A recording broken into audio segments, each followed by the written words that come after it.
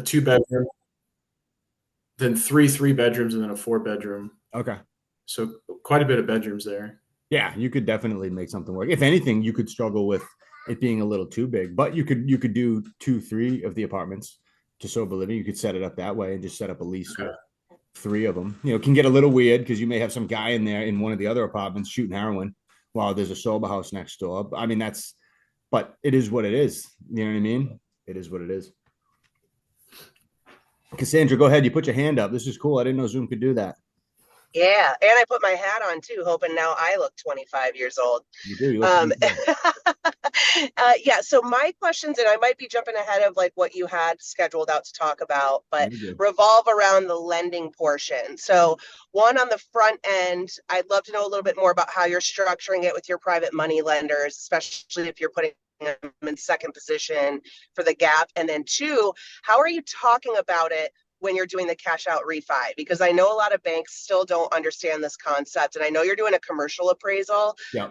but it typically scares them away. So I'd love to understand like the verbiage that you're using with them when you're going through that process. Yeah. So for most of the purchases, I'm using private money. So not even hard money lenders, like real private money that my father-in-law knew.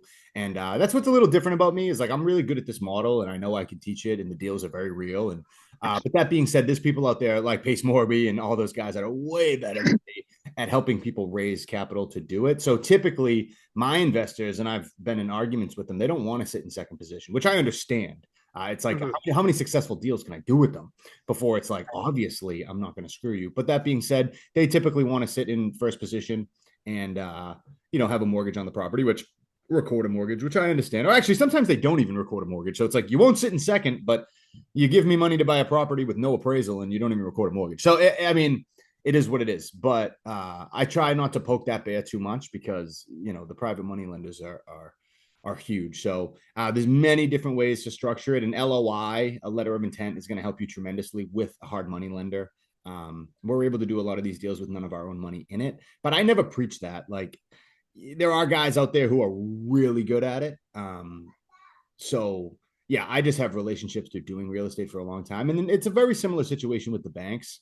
Luckily, most banks here in Massachusetts, they want the property to be seasoned for a year, which is nice. So going traditional bank financing out the gate with with a sober living thing could be a little weary. Obviously, once you have relationships with them and you've done multiple of them, it makes it easy. What I found is once the property season for a year and the lease is really strong, especially when you get that commercial appraisal and it comes in high, and you're like, hey, it's gonna let you pull out 400,000 and you only bought it for 280. What are you looking to take? You're like 280 or whatever, 320. The more you're willing to pull out, the kind of the more freaked out they get. But I've also found a lot of banks and credit committees, if you sit down with them, they like being a part of this. Not all, but it scares them and it's different, but they also like that you're doing something good for the community. So sometimes they like to get their name behind that. Like when I did the construction loan for the rehab with a bank, they loved it. They wanted to put a sign out, funded by Athol Savings Bank. Um, so that's probably would be my best advice would be to just go talk to them and then explain to them why it's sustainable. But if the property's already been seasoned for a year, you kind of have like irrefutable data that, Right. you don't have to get the commercial, like, especially if you got a good deal on a property, you don't have to get a commercial appraisal because they cost more money. It's just if you want to pull more money out, sometimes it makes it easier, but you don't have to do that. It's just something I like to do. Especially because when you get those commercial appraisals back and they go really high, it's fun to show people like you and investors and uh, stuff like that. But I don't want to, a 5-year lease is a long time. It's awesome. It's not a 30-year lease. So I don't want to be like Right. upside down on the property. And then this sober living operator in 5 years is like, I don't want to do this anymore. Right. So it's like, That's fair. I try to, hopefully appreciation works. Usually you can't lose in 10 years. 10 years is hard to lose, but 5, you never know, with values. All right, that tracks. Thank you. Good question. Who's next? If anyone. Mike's nodding out.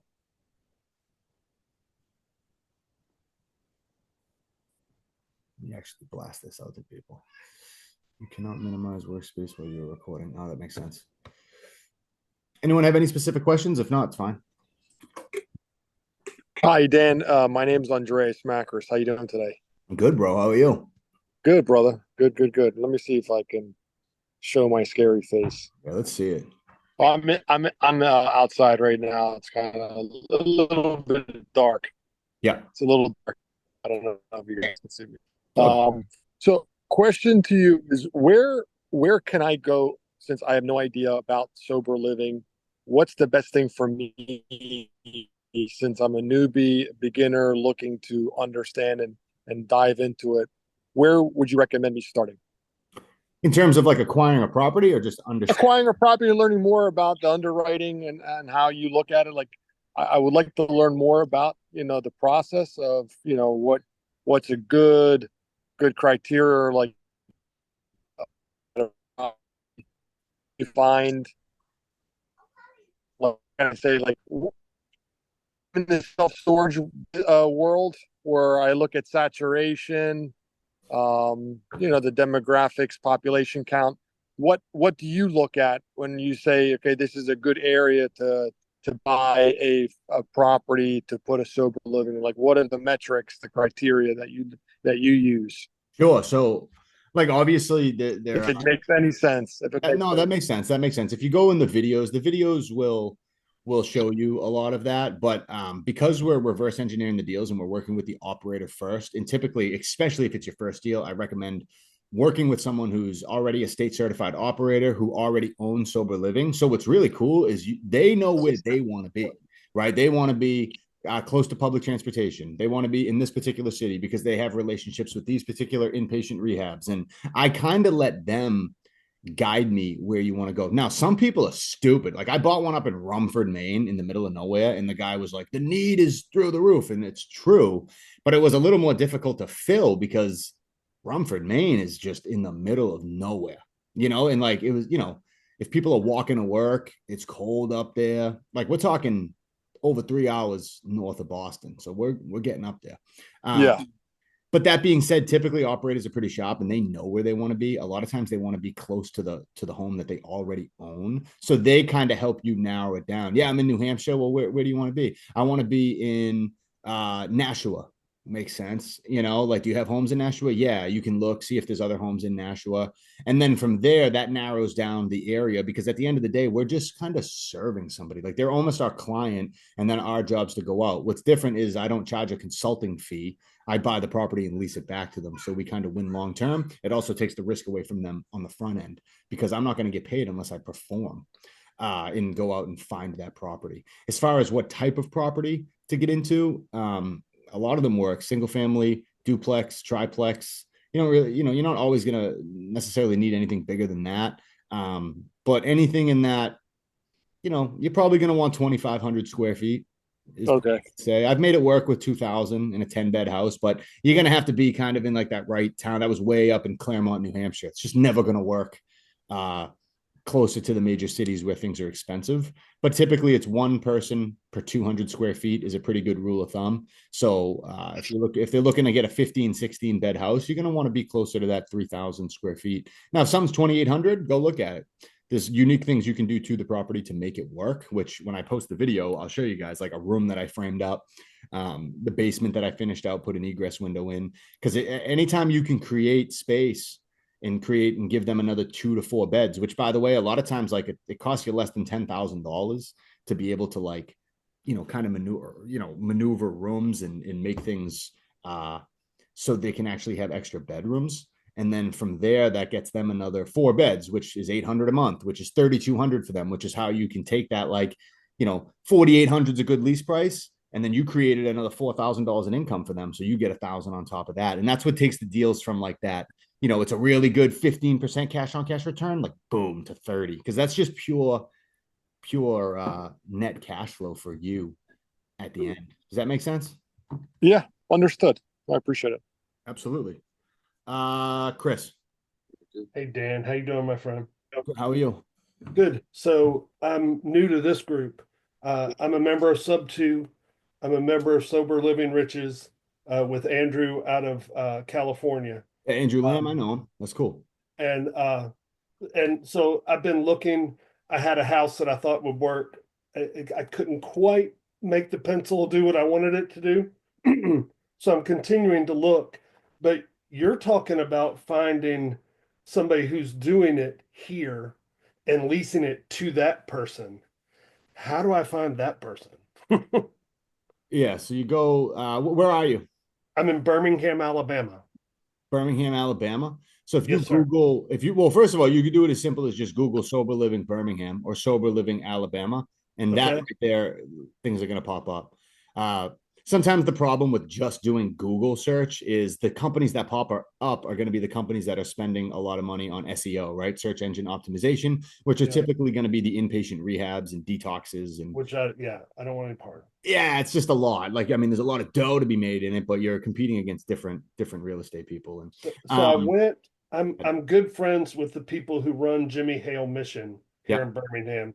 It's a very large mission that handles sober, gets people off the streets and puts them through a program. Um, and he said that you've got to worry about zoning laws. And so I started worrying about that, but then I reached out to Andrew, and Andrew said, and correct me if I'm wrong, this is a protected class, and they cannot they can't hold you to zoning law. Yeah, I mean, I'd say yes and no. Like zoning laws exist, but it is a protected class under the Federal Fair Housing Act. Right. There's a amendment in 1988, which I think I have attached somewhere in the group. Where can they shut you down? Not really, but they can make it dog shit for you. Where Pain you in gotta the go to ass. court. Yeah. Oh yeah, you know, like, and they can make it so hard. Maybe you leave, but typically, again, you're working in cities where people already are. I found the cities are relatively cool. It's neighbors because when the neighbors get upset, they're taxpayers, right? They start complaining. Like I just beat in Nashua, New Hampshire. I just beat the city and their nonsense, and they have to give me $40,000 as a settlement. Yeah. So I read, that's why I'm here, is Will sent me your post about that. Yeah, And I was like, this is inspirational for me. Because I'm just starting down the road, and one of my exit strategies is sober living.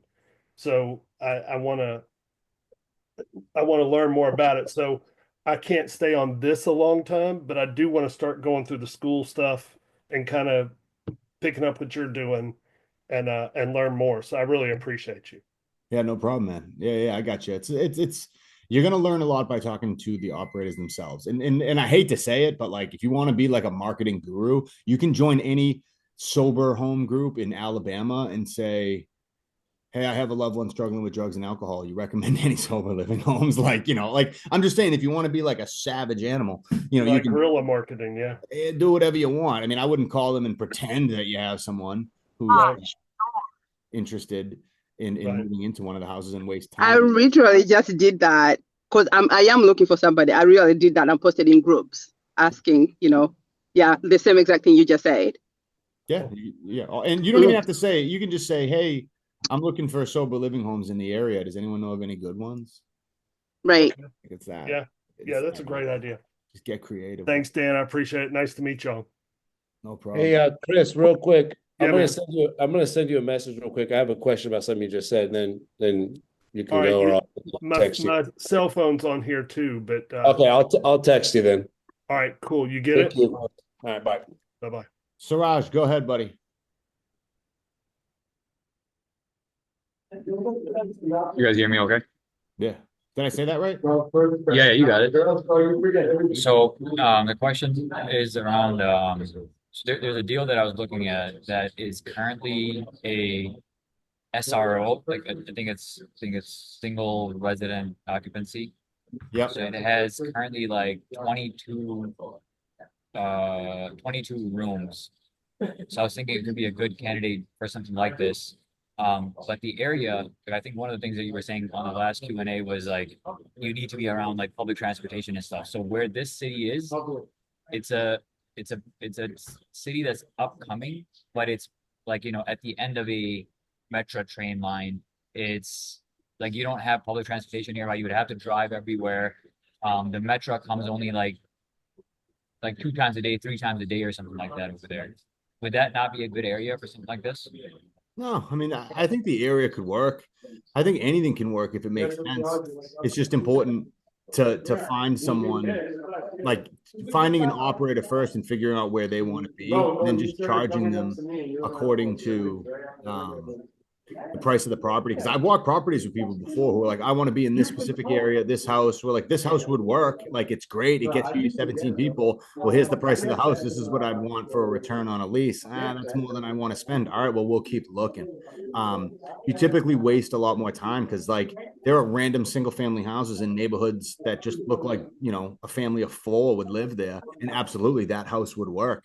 So when people started saying there's a 22 room house, of course, you know what I mean? It's just without the operator, you know, I always harp on this because I do not want to encourage people to buy property and then hope they can find someone. If you know the risks as you know, as long as you know that I told you that's a risky way to do it, and do what you got to do. If you got deep pockets or you believe in yourself, that's fine. It's just, if you can't find anyone to take it, what are you going to do? Because I don't want to overpay for properties and go way over market value, but at the same time, because the deals are so good, a lot of times we can come in and, not in like a super desirable single family house where people are going 30,000 over asking, but like, I don't know, when there's a $400,000 property and I got a $6,500 lease all lined up, because I literally line it all up.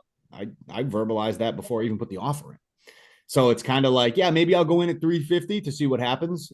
And if they're like reject, I'm like, okay, fine. Here we go. Or if I say 380 and they come back at 395, like, I'm not going to do this like nickel and dime game, spread it on a spreadsheet. Like, the deal's a home run. Like, do we want it or not? What's the belief in the person that we're essentially investing in? Because that's kind of what you're doing with this business. Is like, real estate is how you get in, but you're actually investing in the operator. It's like banks. They sell you a mortgage, but that's why they want you to bring some money to the table. They want to see how much money you make. They want to get to know you and your financial situation. Have you worked at a job for 2 years? Because they're basically investing in you. Yeah, they can foreclose on the property, but that sucks for a bank. They don't even fucking know what to do. So that's the main difference. Because with sober living, if someone screws you and they leave and it can't happen, you can find a replacement, absolutely. But you can't find a replacement on Facebook Marketplace in 3 days.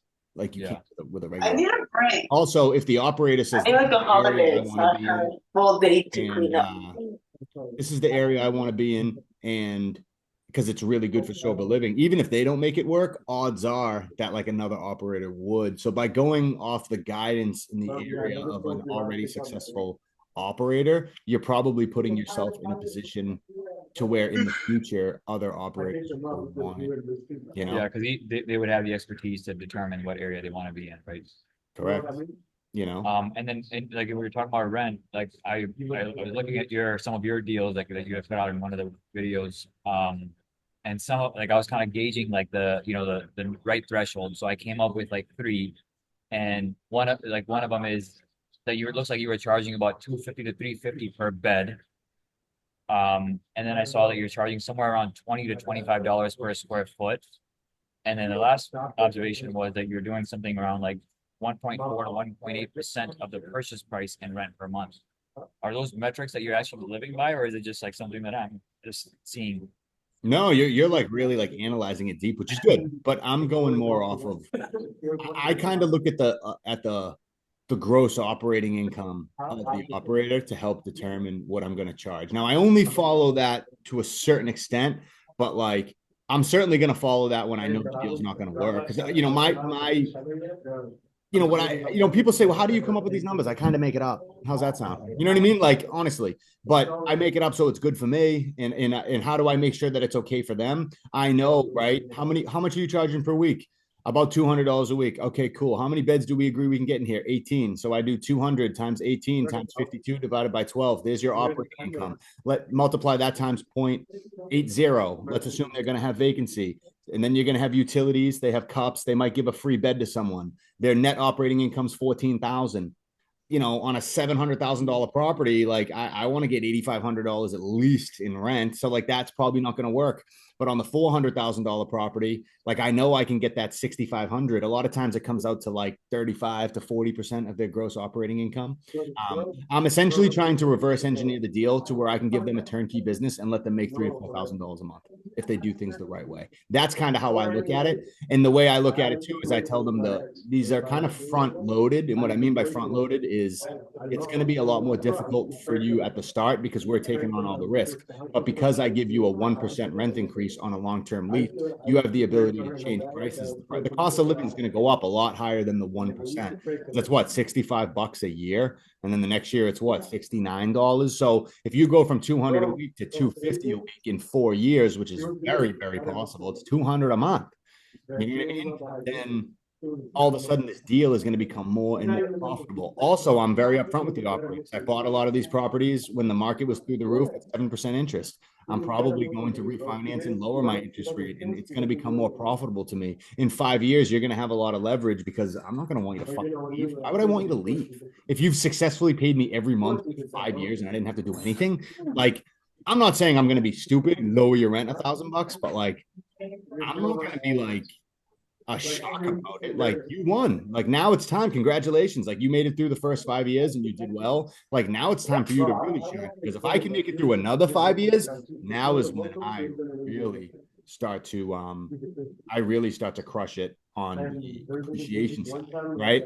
So I'm in like conservation because once I make it 10, 15 years, now I don't even need to lease it to a sober house. Between loan pay down, hopefully I've gone through a cycle of really low interest rates. If someone moves out, I may be able, as long as I didn't pull a bunch of money out like an idiot, I can probably just lease to a regular tenant and now have this portfolio of single family homes or duplexes that still work. It won't cash flow the same, but it could still work. You know what I mean? That's kind of how I look at it.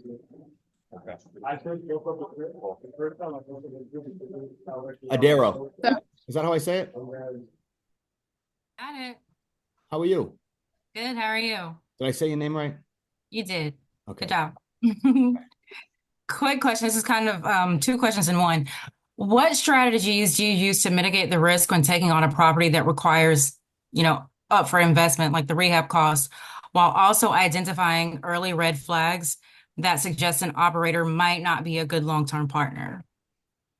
Yeah, that's a great question. I mean, when it comes to the property, I typically look for properties, our average rehab is under 30 days and it's under 50,000. So I don't get into the whole, like, we're trying to find a turnkey solution. Now, it's not always going to be turnkey, but like, I'm not like, hey man, I found this great property. It's 90,000. It's got fire damage. Let's get the entire city in here for this giant build out. Like, now at that point, like we're making good money here, but like, it's not like worth it. Like, if I'm going to do a 7-month build out, like I'm going to be making real money. Right. So from that perspective, yeah, I mean, the build outs are typically pretty small. And a lot of times 50% of the build out is me just making the house weird and framing up walls and putting in egress windows and doing stuff to help maximize their income so I can get extra money on the lease. As far as vetting the operators, it's tough. And, working with existing operators is good because you can walk their property and see how they keep it, see how many people are in there, how often are you full, or you can ask them, are you profitable? I will admit it's a little difficult to always be like, well, let me get a financial statement, because you're probably not going to get someone who has $100,000 laying around, or they'd buy their own property. Also, a lot of the operators struggled with substance abuse in their past. So like, one of my best operators pays rent every month religiously. He's awesome. He did 18 years in prison. Wow. He probably couldn't get a fucking 1-bedroom apartment, but he's leasing my house for $3,900 a month that I paid $200,000 for. And I'm making, you know what I mean? I'm making over $2,000 a month over there. And he's awesome. So there's risk to this. And that's why you really got to understand the business. I mean, I'm a college dropout, you know what I mean? Like, I've been in trouble in my life. And so it's all kind of, I still have banks call me like, in 2013, I noticed you had a $300 credit card that you ended up owing $1,200. And they send you to court. And it's like, yeah, no excuse. I was just a fucking idiot. Like, I don't know what to tell you. Well, I appreciate you being so relatable. Yeah. Thank you, Dan. You're welcome. Yeah. I haven't mastered the whole, how do we find, everyone wants like a strict system for like, how do I know this person's not going to screw me? It's right. There's no real guarantee. But when you work with the people who are already doing it and you can get a visual, when people go, hey, me and my team go back and forth on this. Should we ever lease to first-time operators? And I used to say no, but then I'm like, well, every great operator was once a first-time operator. It's like that little that devil keeps bringing me in. And to be honest with you, the people that I've been screwed by the most are typically people who talk a huge game. I want to do 10, 12 of these. You should see my systems. I'm the best. Bah, bah, bah. Those are the people that fuck you. Okay. You know? Good deal. Thank you so much. You're welcome. Steve. Steve Senor, sorry about that. I was on mute. You're good, bro. How are you today, Dan? I'm good, man. It's good. Good chat earlier today. Yeah, that's fine. I was so busy listening. I think I forgot my question. Can you come right back to me and I'll remember it after the next person. Yeah, you're good. Someone else has their hand up, but I can't see it for some reason. Oh, Marissa? Yes. Hi. Can you hear me? I can. Okay. Hi, Dan. Thanks a lot for hosting this chat today. I have a couple of questions. Sure. So when you're making the house weird, are you putting up like temporary walls or are these like actual drywall walls? No, yeah, they're real walls. We'll frame it in and make it. It's definitely something that will probably lower the value of the house. But to put up, if you get a good contractor to throw up a wall with a door in it, like it's nothing. It's really nothing. It's usually like dining rooms or family rooms, basements for sure. That's typically offices, right? Like they sell it as an office. Like we don't need an office. We want beds. So, but no, I'm making it like a real room because you want these people comfortable. So are you hiring someone to do that design or are you just going in there and doing the design on your own? Yeah, no, I'm just looking at it like put a wall here. Okay. All right. And then let's see here. So how bad have you been screwed on any of these like deals? I mean, like, has there been like a time where you purchase a house, put up all the walls, had your operator, and then the operator kind of backs out and you have to find a new one? Like, what's like the worst you've been screwed over? Yeah, that happened to me once. Where right when we opened the house, like he said he was like filing for bankruptcy. But to be honest with you, the house I bought off him, he was living in, and I believe he had some sort of equity in the house. So like he almost tried to like dupe me into buying the house. Now I ended up threatening to sue him. He paid me. He had already put a deposit down, and then he paid me for a month, and then he through his connections helped me find a new operator. Okay.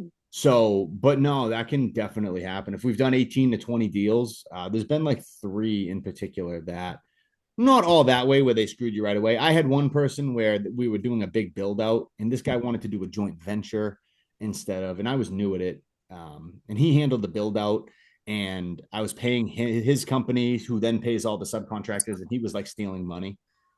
Okay. Ended up finding a new operator for it. But yeah, there's a lot of warning signs. I look back on it now. I'm a lot more conservative. I was doing like 4 of these a quarter for a year. Now I'm a little more careful about what I do because, when you have 2 or 3 of them, and that's what's exciting for people like you can get 2 or 3 of these and they can spit off, $100,000 a year without a lot of right. So with that being said, like, do you have operators who are behind on rent or all your operators up to date right now? Right now, I have one operator who was. Well, not really. I had one deal where the city came in and was a real stickler about like how many beds we could put in there. So I bought the house for $299. I was going to lease it for like $5,500, and to help him out for a while, we brought it back down to $4,000. But I mean, this is a house I could probably lease for $2,500 if I bought it right. And that was Rumford, Maine. So what's the error there? We bought it in an area where it just wasn't as and that's the nightmare situation. I mean, my mortgage over there is less than $2,000. You know what I mean? And I'm getting $4,000 a month, triple net. So like that's like a bad deal because it was supposed to be this like home run, are any operators behind on rent right now? No, there's a few that owe me taxes, which is why I like to factor taxes into the lease and collect it that way. You get the big tax bill at scale when you own 10 properties, the city just sends you the tax bill and then you add it onto their account. And a lot of times it's like, they pay their rent and then it's like, hey, how about the taxes? And, so they owe $2,200. Who's doing your leases for you? Attorney. Okay. Like, what is that attorney? Like, would that attorney be open? Like, would you be open to referring that attorney out if we needed someone to help us with our leases? Yeah. I mean, for right now, I'll just send you the lease, right? if this was ever not free someday, right? Like that would be like that right there saves you $2,500, you know? Okay. Because, you know, you could also just give that draft to the attorney, your attorney, and be like, hey, what are your thoughts on it? And it, you know, it'll still be $500, but that's a really good like guidance where you don't have to build it from scratch. Because I've used that same lease. Maybe there's some little changes that the attorney made, but for the same, I've done it in 5 different states and I've never had a problem with it, you know? Okay, sure. And then I'm like super new to this concept, so I guess I have like a really simple question. Like, so are the operators, they're getting their money from the people who are living there on a weekly basis, and are they going out to the society making their own money and paying that directly to the operators? Is that how they or is it like government funded at all? Most states, if you're in a state where there's a certification process, you're definitely, you know, there's government funding. Like in Massachusetts, they can actually get more funding than the operators allow, meaning like Massachusetts will pay for these people to be in sober living if they're in a state certified house through a nonprofit called MASH, which is the Massachusetts Alliance of Sober Housing. Mike already figured out there's one called the Georgia Alliance of Recovery Residences. With those are the websites I go to find all these operators. Secondly, there is government assistance, and it's great because they give you referrals and they get people in the door. And we've actually found in some of the more liberal states, operators are like, look, I'm only allowing this for 60 days. And then I expect you to get your ass up and go to work. Because what you don't want, now it's not your concern as the real estate owner, but the operators don't want people sitting on the couch for 13 hours a day. Like those are the people that end up getting high again, or they, you know, I'm talking from the male perspective. They're on Tinder all day long and they're just doing like hedonistic dog shit that always ends badly. You know what I mean? So like get out, go to work, make a paycheck, come pay your rent. And these guys will complain about rent and they all have Jordan sneakers, and that's you know, that's their side of the business though to deal with, not yours. Okay. And then have you found that like, since, you know, you do have maybe 12 people in 2,500 square foot home or 10 people or whatever, is there more wear and tear like on the internals? Like you have 12 people taking showers in that property every day. Do you find that there's like more wear and tear? I mean, we get the security deposit. Yeah, I mean, I'm sure naturally just with the amount of occupancy, there's going to be more wear and tear. What is also nice is in every single sober house that is decently run, everybody has chores.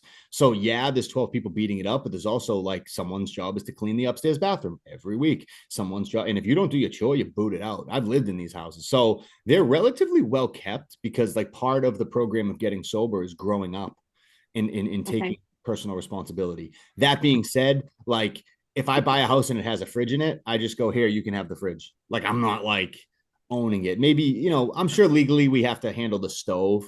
Because, you know, the stove, the heating system, stuff like that. But typically, like if there's a fridge there, I'm like, I'm not like fridge handles and all those things are going to break with 12 people. Microwaves, they handle all that because I don't want to be getting phone calls and sending microwaves there. Like when I owned a rooming house, the 30-room rooming house before it became that Cash King, that was a friggin', we put like Keurig machines. 1 week later, they were all gone.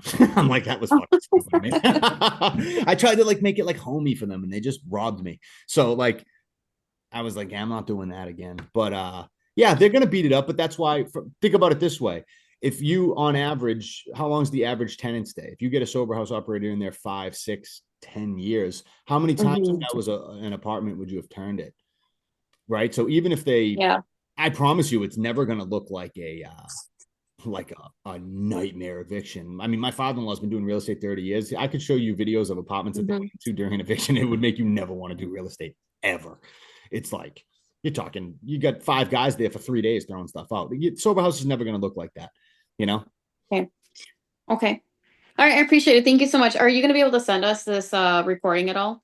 Yeah. So I can upload it right to the school page, which is really cool. The school's awesome. It makes it really easy. Okay, great. Thank you so much. Appreciate your time. You're welcome. I have no idea who's next. Felly, maybe? I don't know. I'll go next. I guess it was for me, it was on the question of when you posted about let's do deals with me. I guess for us people that are not ready to like don't own property or don't have property yet, now are you opening up to the concept of somebody for right now I'm in Texas, right? Or I'm gonna be in LA. If I did find an operator and who is willing to open a new place and also even do the process of even finding a house, where you take over the property and you said you could do some sort of commission. Are you still open to that idea? Yeah, because Or for me, like personally, like I don't really give a shit about like property. Like it's good. Like if someone says like, "Hey, I'm working with an operator. What do you think of this property?" Absolutely. Like I'll work with you. Or if they're like, "Hey, I'm just curious about, like would this work for sober living? Like I'm just trying to learn how this would work before I meet an operator." Like I have no problem with those questions, but sometimes people send me a deal and they're like, "Hey, I can get a good deal on this property. Like you want to partner on it and do sober living?" It's like, well, at least it's a who. Like that's like right. a big thing. So like Mike has been talking to operators and actually emailing, copying me in the emails and then saying what's going on a conference call. Like that's exciting because that's what makes this worth it for me. Besides rewarding is that like, yeah, if you can just like get me on the phone with people that I don't have to send out a million emails and that makes it easier. And then like I can come in and help maybe sell the whole thing to the operator, knowing how to do it, get a good deal, and then finding the properties like it's usually the easy part. Right. Okay. It's not that difficult. Yeah, I sent a few emails and I got a list from the Texas Association of Sober Living they actually have a list of operators, their contact information. So I'm going to be sending some more emails tomorrow. Right. So we'll do, Steve, are you ready yet? Yes, sir. Let's go.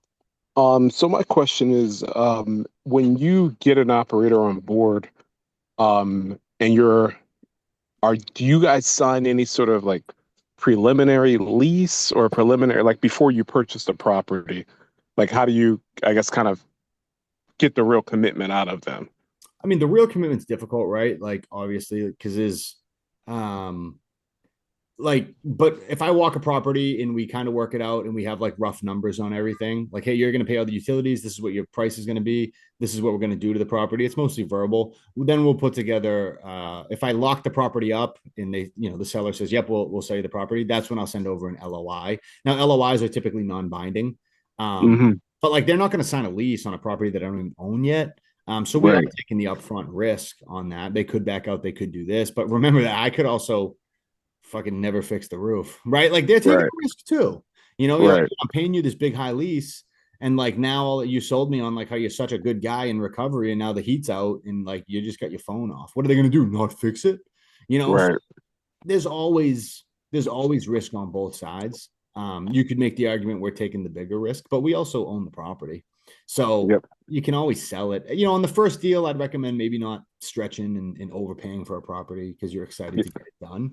But if you can sell it at market, and break even if something bad happened, like, it's not the end of the world. It is what it is. It's the price of being in the business of earning, not learning. You know what I mean? Or learning, not earning at the start. But if you do it right, you should be okay. Got it. Okay. And then my next question is just, what was it? If you,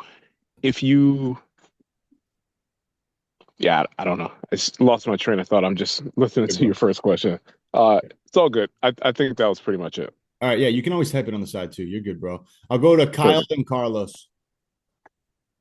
Hey, what's going on, Dan? Appreciate you doing this video. I came in a little late. How are you pricing the properties with the operators with the agreement? So yeah. We did touch on that, but again, what I'm doing is finding out how many beds they're going to have in the house after I walk it with them, figuring out how much they're going to charge per per week, and then finding out basically what their gross operating income is going to be. You can do like a rough idea of what their expenses will be. You just factor the utilities a little bit high and all that kind of stuff. What your taxes are going to be.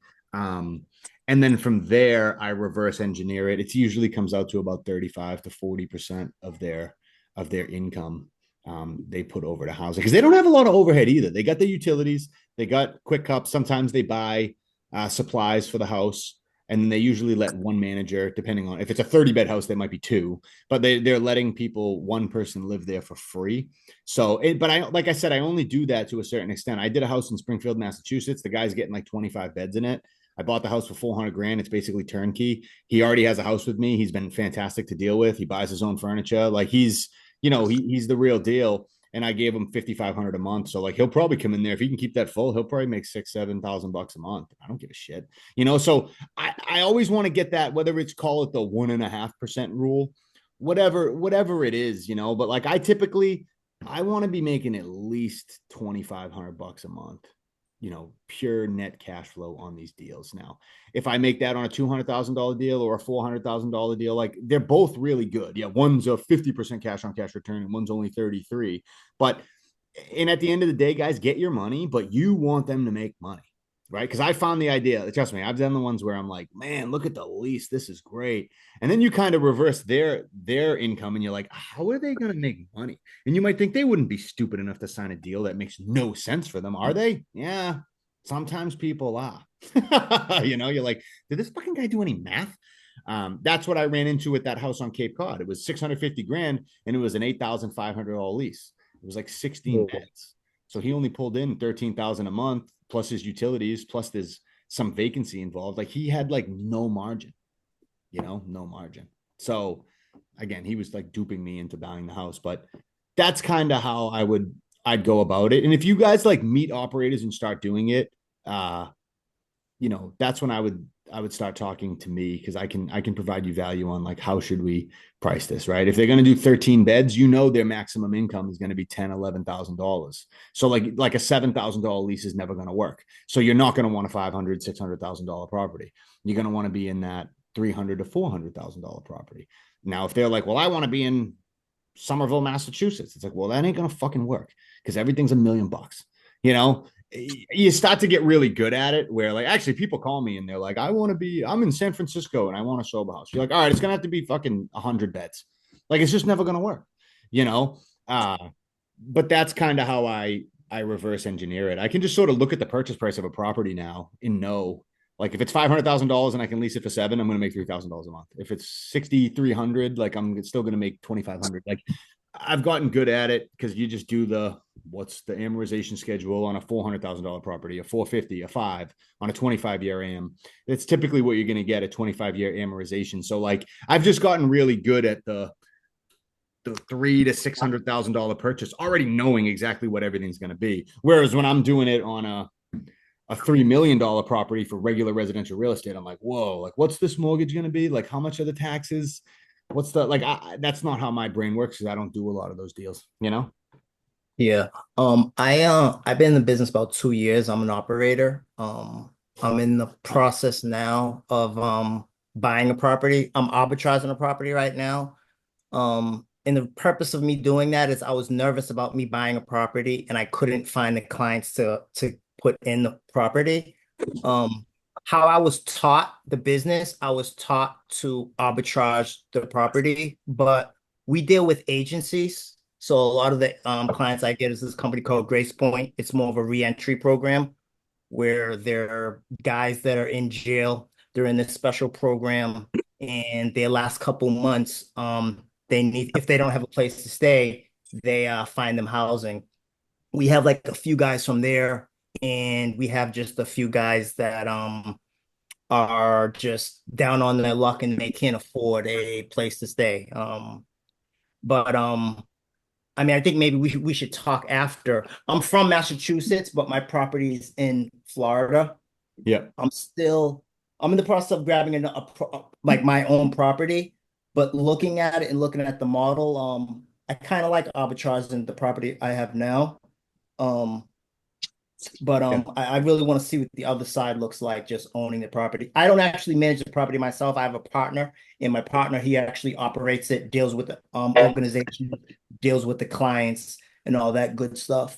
Yeah, well, you're the owner and the operator. You get to play both sides, and you get to fuck with the bank, which is pretty fun. Because like what I would do is if I operated a sober house, I would do the same thing that like I kind of do, which is like, what's the maximum lease price I can get while still making sure that the sober house is profitable. So if your mortgage on the property is $2,500 a month, I'd form a new LLC, and I'd have my real estate company lease the property from the sober house company at $5,000 a month, because you're going from one pocket to another. Then when you go to the bank just sees a $5,000 lease on the property.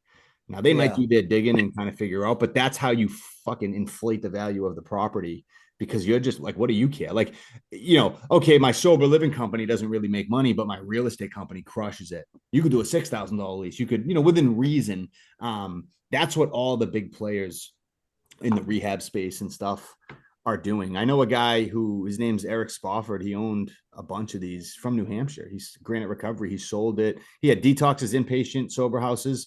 He sold the company for 115 million and kept all the real estate. So he sold the company, made $100 million, and then just had a big business doing exactly what I do because he owned all of it.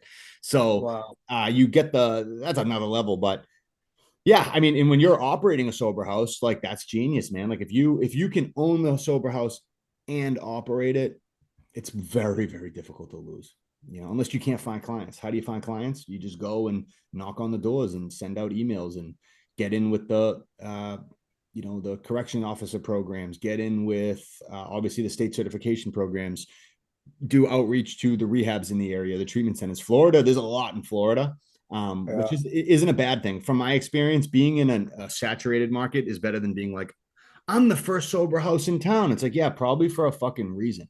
Like there's not a lot of people in that area, Yeah. So cool. Last question for you. All your stuff's in Massachusetts? No, I got a bunch in Mass. I got a few in New Hampshire, a few in Ohio, one in Connecticut, and 2 in Maine. Oh, wow. Cool. It's all over the place. We'll do Carlos, and then is it Marquita? Is that how I say it? Marquita? Right. So since our last conversation, I cleaned up that email that I share with you that I'm going to send out. So I'm getting ready to send out this email that we talked about. Sure. I'm also getting ready to buy another property. Now, when you're taking this risk of buying another property, and okay, you know what? I'm gonna sign Dan up. Dan's like, do you ask them, where do you want the property? What part of the city do you want the property? And then do you have a realtor that says, yeah, I got 5-bedroom homes in that property?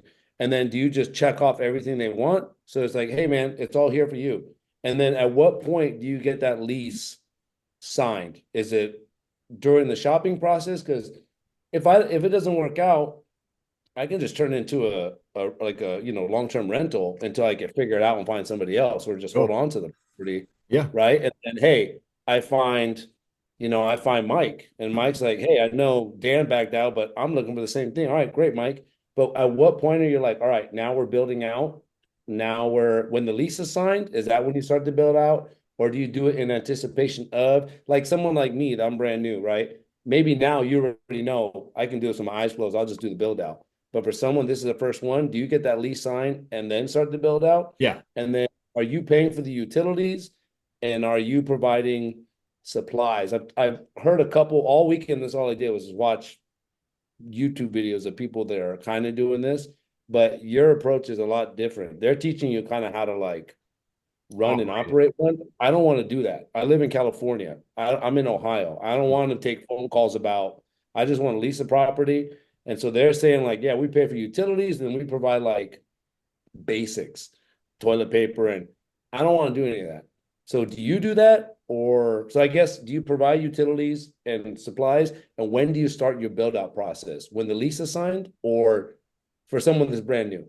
Yeah. So no, the short answer to the question about do I provide supplies? Absolutely not. Some sober house operators don't even supply that. They might provide like paper towels and stuff, but like, dude, like, you're getting ready to get back into the real world. Like you got to be a big boy and pay your or big girl and get your own deodorant. And it depends how the operator runs it. Some will provide shampoo and do all that, but absolutely not. Typically, like the way I look at it is like what I'm willing to own in the property is problems that if they ignore will fuck me hard. So like heating systems and like roof main sewer lines, sewer line. I want to own that because I'm getting enough money. And if the roof is leaking and they ignore it, it's going to cause huge problems for me. Obviously, if the heat goes out, you'd like to think somebody would say something, but like, when you live in Massachusetts or you're doing this in Cleveland, like frozen pipes are like any kind of real estate. The winter just sucks. When I look online and I see, oh, it's going to be 0 degrees next week, I know it's going to cost me 10 grand, honestly, because something's going to freeze. So anything that can be put in their name, I typically have them own. So utilities, they own it. Trash removal, they own it. The tax thing, if you're dealing with a big time player like a rehab or like a detox, then yeah, of course they can reimburse you for the taxes. They have the money. I've just found that like people always pay the rent. I've found on even people who religiously pay the rent, I'm chasing them for taxes. So I've just started being like, you know, I'll pay the taxes and I'll just kind of factor that in. Like if I want 5,200 and I see the taxes of 400 a month, I'll get 5,600. Like that's kind of how I do it because I'm going to be stuck with that tax bill no matter what. The city will never bill the tenant for the taxes on the property. And when if you like, there's a whole model of doing what I'm doing, but your tenant is CVS. Chick-fil-A, like there's a whole like side of commercial real estate where you can get what's called an absolute triple net lease. So like they own the roof, the heating system. You literally do nothing, zilch. Those are going to trade at like a 5 cap. You know what I mean? Because it's like a long-term play and your tenant is fucking an Amazon warehouse, right? Like they're not like really tripping about the utility bill and the tax bill. And, but in this case, yeah, and then when it comes to the lease, yeah, you get the LOI signed and then typically, yeah, you want the lease signed before you close on the property. You can get that taken care of pretty easily. Cause then on the start date, cause that's going to be their big holdup, right? Like the start date.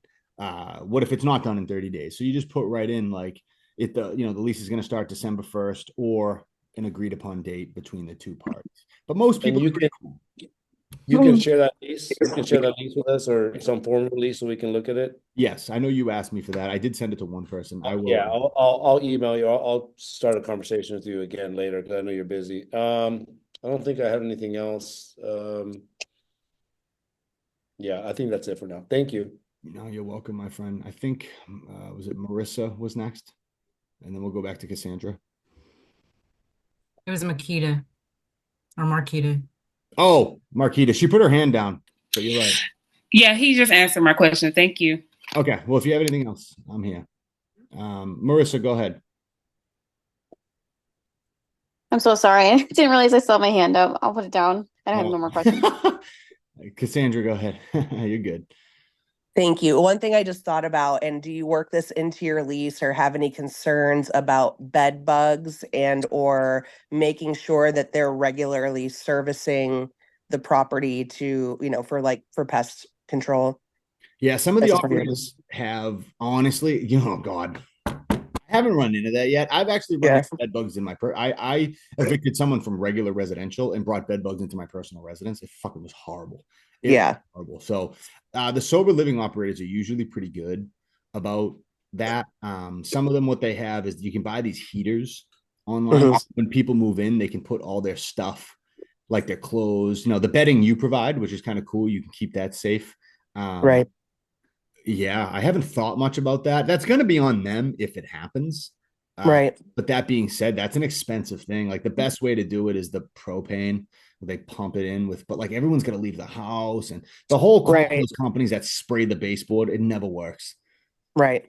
But it's just good, I think, for them to have like a regular schedule. I was just thinking that's something I'd put on my vetting list or I'd make maybe a part of my lease. I've like for my boarding house, I bought like those really expensive mattress covers. And again, knock on wood too, I haven't had any problems. And I actually haven't done a treatment yet this year, but I think it's just something that would be good for an ongoing basis. But I guess too, you also said that you try to make sure that they're providing the furniture. So it's kind of like their skin in the game to protect their assets in that way.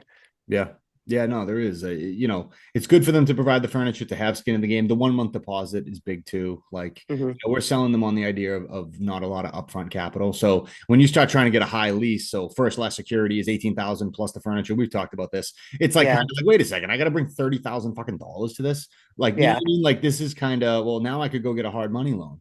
Right. Actually, the first deal I ever did, I sent that out to first less security, and the guy basically told me to shove it up his ass. And I was like, all right, we got to figure something else out because I just lost this whole deal. You know what I mean? And honestly, that's how I came up with that model because the free month thing made sense. Like, give them a free month. I tried ramp ups, but it just becomes confusing. Where the first month you pay 25%, then you pay 40, then you pay 70. You can do it that way. The math usually equals out the same, but at scale, it's kind of like, who's at what? You know what I mean? And it's just kind of like confusing. So yeah, that's how I would answer that. The bed bug thing is scary though. I hope no one comes across that because it's just a nightmare to deal with. You know? Yeah. All right. Interesting. Thank you. Yep. Who's anyone? I see Siraj's hand up. I think that's it right now. Yeah, this is my question is more around like the operations of the operator in these sober living homes. Is it like these residents, like what are they doing? Like they live all day, kind of an insurance company pays for them to live there and they just live there and hang out or are they, you said they're doing chores or besides that, what, like they're just hanging out? No. So when you live in sober living, usually you're required to have a job and work, and it's self-pay. There are some government grants and stuff that will help you for the first few months, but for the most part, this is self-pay. There's no insurance involved at all. And so the operators rent that they're going to be paying to you is dependent on these guys paying them. So are these residents like reliable enough for them to make their payments? Well, I mean, they do it. I mean, there is the government portion of it, which helps when they get started. You're allowed to evict somebody for not having a job. So you have a lot more control. Now, could they technically, like in a state like Massachusetts, sit down and be like, I'm going to get a lawyer? You probably could. But the average eviction in a sober house is 1 hour. The average eviction is like 3 months for a regular tenant. So if people aren't working and they don't want to do their shit, like you can just boot them out. Like it's pretty easy. And yeah, they're going to run into that, people not paying. And of course, right. Or, hey, buddy, I got $100 for you. I'll get it. But they collect weekly, which makes it a little bit easier. The house manager on site usually is the one who collects it. And then because it's weekly and not monthly, you can get rid of people quickly. You can kind of mitigate. You're always going to mitigate the issues. There's always going to be people there who don't take it serious. But they're going to get high and they're going to self-select themselves out anyway. There are some houses out there with 13, 14, and you get this core group of 7, 8 guys and, or girls. And then what's pretty cool is once a new person comes in, like they start sniffing out that behavior. Like this becomes these people's homes, man. Like some of these people, like me, I grew up in a, we didn't have a lot of money, but I had like loving parents and like life was fine. I never hurt for anything. I just liked getting fucking high. I was an asshole. Some of these people come in and they got no family and they've gone through stuff that is heartbreaking. And, and they're 32 years old and they got nobody. They've burned every bridge and like this becomes their house. And these are like their people and they take a lot of pride in it, So I found that these people take care of the home and paying their bills. You're always going to have that natural, what if they don't pay? Of course, right? It's like, I'd say it's less risky though than leasing to, $1,200 a month to some commercial guy who wants to open a comic book shop. Cause you're like, this just might fail. Like there might not be customers. Unfortunately, there's customers for this in every city, unfortunately. And are there levels to this? Like, could you rent to operators that are getting insurance money versus like the residents paying on their own? Sure, yeah. Like I got rich off leasing to one that goes through the insurance company. The problem is just different zoning. Like you're not protected by federal fair housing when you start talking about providing, because the difference between a sober house and say a halfway house or a treatment center is that we're not providing clinical services on site. So it's you're technically just an unrelated family and you're technically the people living there are disabled according to the all the legal stuff. So insurance is where it's at. That's where all the money is. That's where all the big players are too, like the private equity. But I will say, like I've done deals like some of the best tenants you can have. There's these companies out there that they run what's called, in Massachusetts at least, it's called the PHP. So it's a partial hospitalization program. So they'll lease the building for you and they'll have it and they'll run it as a sober house. That's all it is. There's no treatment on site. But what they do is every morning, someone that they pay $20, $25 an hour picks up the clients in a van and drives them to like some little commercial place that they probably lease for $2,000 a month and offers them clinical services there. So they'll have a case manager, they'll have a clinician, and that is they're banging the insurances for huge money. So like those companies will pay big money to lease a sober house because their only other option in order to continue charging $800 a fucking day from the PHP program, is to actually, they'll call sober living operators like the other gentleman, Kyle, who's here. Like, you can get in with these rehabs and be like, hey, do you want to reserve beds? And they'll pay a guy like Kyle $800 a month per bed, right, to reserve 7 beds. So they're paying $5,600 a month for 7 beds. So when you call them and you're like, dude, I'll get you 14 beds for $6,000, they're like, fuck yeah. Because they're not really they're not playing the same game as, like, a low level or a newer sober living operator. This is just a small piece of their insurance business. If you actually want to lease to the actual treatment center, yeah, like, you can get into like detoxes and stuff. You're talking hospital zoning. You're talking $1 million build outs, huge leases too. Some of these detoxes will pay $1,300, $1,400 a bed. So like I leased that property for $25,000 a month to a company that works with Mass Health. So it's really guaranteed, secure money. They're getting reimbursed $350, $400 a day, which times 30 people, right? If they're full, they're making money over there. But like, the Blue Cross Blue Shield in-network type detoxes, they're getting reimbursed like $2,500 a day. So like on a 32 bed program, they'll pay $50,000 a month, and they don't even want to own the real estate. They just don't. So that's like the super high level. You're not just competing against like me. You're competing against like other private equity companies, REITs and stuff like that. So if it's zoned correctly, like that one property I was talking about earlier, where it's like a 22-bed SRO, and I think that one's zoned to commercial already. So that one you could potentially rent to someone that has insurance money coming in. You could, and sometimes nonprofits are exempt from zoning, but it's like, it's commercial, but then you get into like, what's the actual code? Usually anything that was an old nursing home, that property I had was an old nursing home back in the day, right? So it was sort of grandfathered into like that. Plus it was a nonprofit, so we beat it anyway.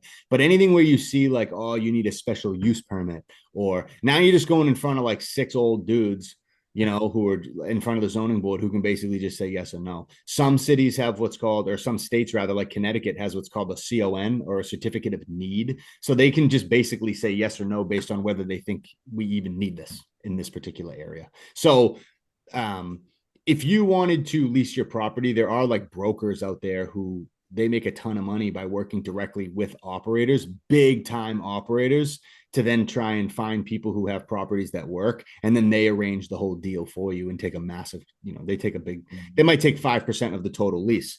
But to put that in perspective, like that lease I got, now I found these people, I didn't have to pay this, but $25,000 a month times 12, 300,000 a year times 15, 4.5 million. They want 5%. So as soon as that closes, they want 225,000. Oh, by the way, as soon as that closes, they're going to say, hey, we know this REIT that wants to buy your new property, because now your property's worth $3.6 million. Do you want to sell it? So like, they're just like putting the deal together and then helping you exit. And there's companies out there that do that. They're just not going to do it for sober living. There's not enough money for them.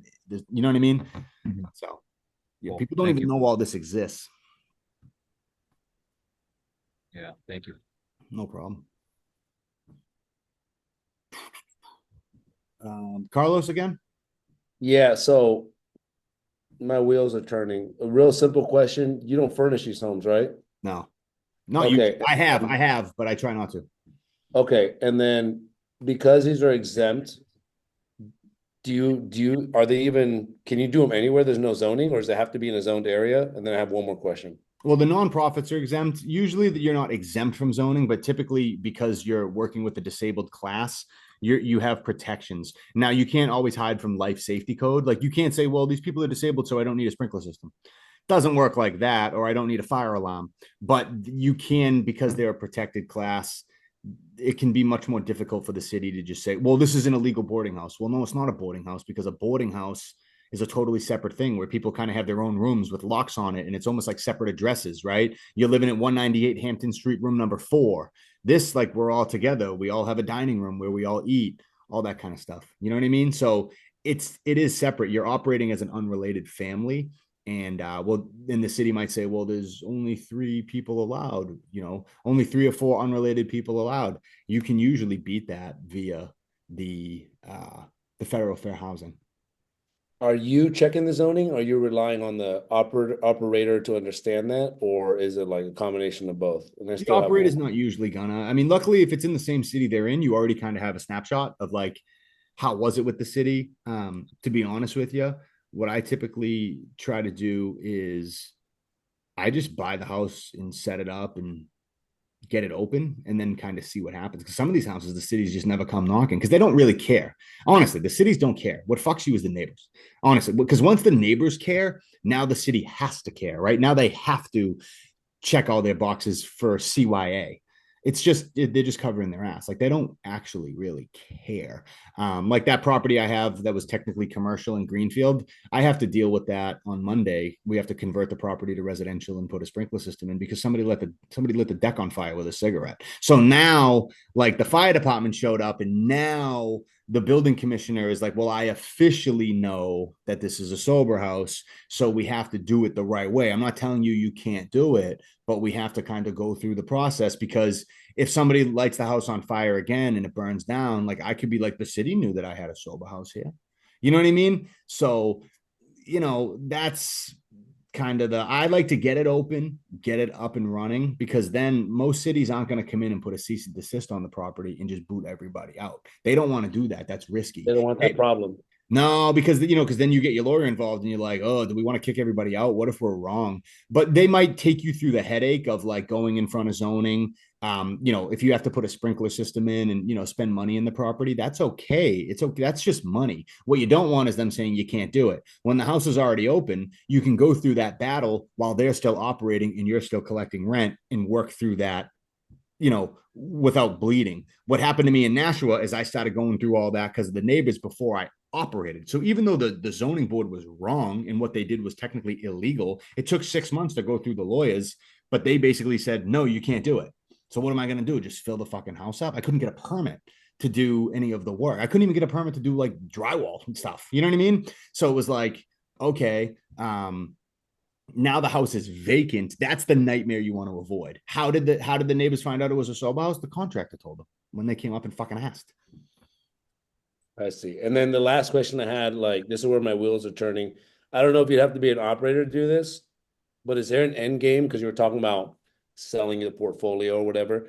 Is there an end game where you own a bunch of these, create a nonprofit, have all these guys, because someone had mentioned picking them up in a truck and going somewhere. Yeah. Could you arrange it to where they just go work at your nonprofit, where it's like sorting through food or like folding clothes or whatever, and then you kind of you probably get some tax break or something for that, and B, you can roll that into a whole portfolio and just sell that as a business. Sure. And you said someone made. I mean, is that something where you've gotten thinking about? Hey, you can, Dan Murphy's nonprofit, whatever you want to call it. All those guys go to work there. You do this with all your properties in every city, and you can. Is that something you've even thought about, or is that like maybe I haven't thought about the nonprofit portion of it, but I have thought about a model, and you guys can take this as like we're thinking about this out loud. But I have thought about something where I'm like, well, rather than leasing it to someone, so you get a guy like Kyle, right? He knows how to run sober living houses. Rather than leasing him the house and like kind of putting it on him to be like, well, fuck, man, like I owe this lease. If I fuck up, I could be like, hey, Kyle, I'll give you a guaranteed $2,000 a month. Guaranteed. I'll handle all the payments on the cups.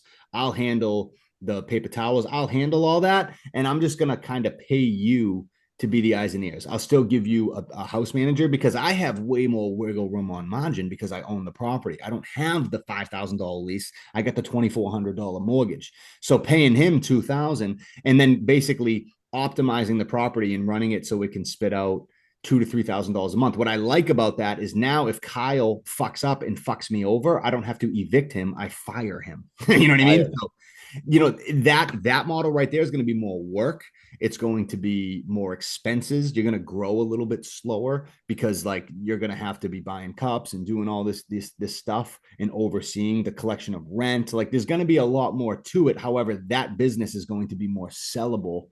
You might even be able to sell the business and keep the real estate. So like you guys can explore that model too. You know what I mean? You can. I've thought about that. Okay. Thank you. Yep. But also that's going to be harder with the bank. Keep in mind, right? The bank likes the lease. Well, here's the lease. So there's a give and take on everything, right? If I wanted to package this up and sell it to a private equity company who just likes to own real estate and wants cash flow, they're like, dude, are you out of your fucking mind? Like, we're not like driving around buying cups and like this is like a straight on business, So it's all. But you could keep your nonprofit too to supply all that and then still make money. Well, I've been approached by the broker. The broker told me, put a master lease on all your properties. I'm like, what's that mean? He's like, so basically you forfeit the leases with them and you sign a master lease and they run the house. So like they're collecting the money and paying you, and then you pay whoever buys the property off you, because the private equity company who wants to buy my properties off me is like, well, what the fuck are we going to do in 5 years? Like, you're the only guy in the fucking nation who seems to know how to find these operators. You know what I mean? So like, what are we going to do if, in 5 years you leave? It's not like if all my leases were 15 years, it's a different story. If all my tenants were funded by insurance and they've been around for 40 years, like that property I have in Athol, it's a 15-year lease and the company's been around 75 years. A REIT would come in and be like, that's a rock solid place to park money. A 5-year lease with some guy named Mike in Nashua, New Hampshire. Numbers look good. Cash flow's good. What's our risk? We don't know this guy from a hole in the wall. What happens if he leaves? How do we fix it? Right. And a lot of these big leases too, like when you get like the rehabs, you get a corporate guarantee. So if they own 3 or 4 of them, you have the rock solid lease and it's guaranteed by the corporation. Right. So if you lease a building to Coca-Cola and you get the corporate guarantee, it's like their hands are super tied. If they ever decide to not pay you, you can go after the whole fucking company, so, but you're not really going to get a corporate guarantee with some guy who owns one sober house, So yeah. I just don't know if I want the golden handcuffs, man. Like, how much money do I need? Like, I know, and I'm a young man, I'm 32. I know in 10, 12 years, I'm going to have a lot of equity in this property anyway.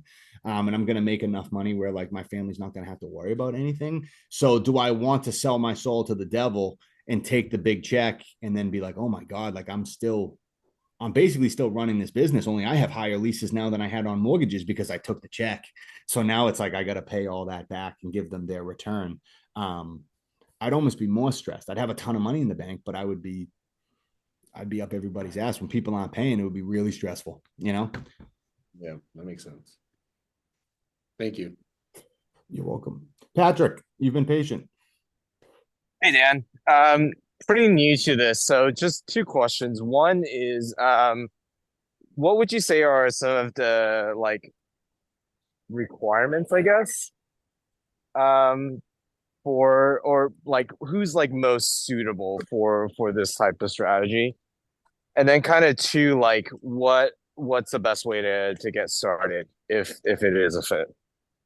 I'd say the most suitable people to run sober living are people who already run it. That's the safest way to do it, right? So, and do you mean most suitable in terms of like these people on the call or people to actually run the house?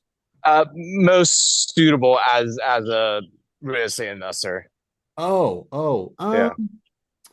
It's a great question. That's a really good question. Who's the most suitable? Probably people who are cash flow heavy, not as worried about appreciation. People who aren't institutional, maybe don't have access to as much capital, so they don't want to like, because you can go syndicate a big real estate deal, own 40% of it, and it's just that's like really like high level stuff. It's very competitive in the traditional regular residential real estate side because all the big players with money can just beat you. That being said, obviously someone who understands sober living or treatment. That's how I got into it, is because I knew the business. I knew what it was like to pay $900 to live in a room with 2 other guys. And I'm like, fuck, are we all paying $900? Like, this room is generating $2,700 in income and there's 6 of these rooms. Like, wait a second, and there's nothing wrong with it. They're providing a service, but that's what got me to be like, wait a second. I also understood that sober living is a great tenants. We had curfews, we had to be home in time, we had to do chores. Like, everyone is like, you're going to film, all the landlords are like, you're going to fill my house with drug addicts. It's like, dude, like these houses that are run well, they take great care of the property. And the people who operate them are usually very passionate about helping people get better. And I know I've said this on other videos, but imagine if you could rent to a Section 8 tenant and also put in their lease that they can't drink, do drugs. You can evict them in an hour if they fuck around. They have to be home by 11 o'clock. They can't have outside visitors. They have to work a job or they're gone. Like, come on. You'd be like, what state's allowing this? That's what this is. So yeah, we put up with the neighbors in the city's bullshit because once they're open and operating, it's the closest thing I found to passive. You know, it's not passive. Nothing's passive, but it's close. Hey, it sounds great. So then the second part of my question, for somebody to get started, like what's the best way? I know you have some videos, but where would you recommend to kind of like start? Yeah, I mean, obviously the videos are good because they break everything down. Probably getting involved in trying to meet operators would probably be the best starting point, because that's the once you have people who are like, yeah, I'd lease a house from me if you bought it. Now you're kind of cooking with grease, right? You're like, okay, like I have a client, right? It's like if you're selling windows and doors, um, you want to have your manufacturer lined up and all that stuff, but like you need customers, right? Like if you're a home improvement company, like sell the job and then we'll figure it out kind of thing. What's nice about this is you're not taking a deposit from anyone. You're just like, hey, how does this idea sound to you? Um, are you interested in doing it? And I think Mike has been taking action. It sounds like Carlos has too, or like there's a few people who have actually like reached out to operators, and like they kind of realize like people will be like, yeah, I'm interested. You saw me. I literally was like, I'm gonna try to record some cold calls. I called one guy in Minnesota. Realistically, I don't even know if I want to do a deal with a guy in Minnesota, but he's like, yeah, we own a bunch of houses. I'm like, well, do you do them bigger than 15 beds? He's like, yeah, we have 30 bed houses. Like, that's a perfect. And the guy, you could tell from the phone call, the guy was like pissed off that I called him. It was 6 o'clock at night on a Monday. But like, he's like, wait, you'll buy the house? Like, I'm interested, because the offer is pretty good. And then from there, you can decide. I would just recommend staying close to home because, like, unless you find the right operator and have the good conversations, like, kind of sucks to like fly to Georgia to then find out that like this person's a waste of time. Whereas if you can go grab a cup of coffee with them, driving an hour or less, uh, there's plenty of people out there. Matt, just so you know, too, Nashua, New Hampshire, the city I sued, has 76 sober houses. There's less than 100,000 people in that city. There's 76 of them. I have three. So what's that market share? Not even 10%, not even close. And the need is wicked high. Also, Nashua, New Hampshire just got voted the safest city in America. Swear to God, I'll put the article in the school group. So it's like, dude, like this whole like sober houses are bad. It's fake. It's false news. It's not reality land. Now, are there bad apples? Yeah.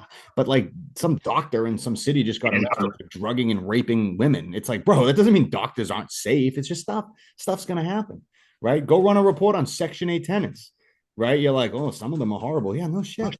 Some of them I've lived in high-end apartment buildings, $5,000 a month, and there was a kid smoking meth out of his mind. He was walking outside saying the military was here. You're like, holy shit, this is like a guy with a homeless mentality, but his dad was paying the rent and he was living it. That can happen anywhere. But understanding your belief that this is a real thing, it's not going anywhere. People are on drugs like crazy. Small cities have tons of sober houses. And think about this, it's still so small. Like, there's 76 sober houses in this city. It's the safest city in America. And like the neighbors are like still calling it a boarding house and a halfway house, and like literally think their children are going to go missing if a sober house gets put in the neighborhood. like people don't even know what the fuck it is. Everyone knows what Airbnb is. And actually an Airbnb would be way more of a pain in the ass because hey ho, we're at Airbnb, like we're partying. You can get good people, but when you go to an Airbnb, it's party time. Sober house, there is no fucking party time. This is just time to work on yourself. There'll be bad eggs, of course, but you can read horror stories on sober living, like especially when you see a guy who runs a female house. Not saying that's always bad, but like it's one of those things, right? It's one of those, if a guy runs a daycare, it's kind of like, I don't, like there's nothing wrong with that inherently, but it makes you go, I'm gonna keep an eye on that daycare, right? You never know what's gonna happen, but for the, I hope that wasn't too politically incorrect, but that's the reality of it. No, thanks for sharing your thoughts.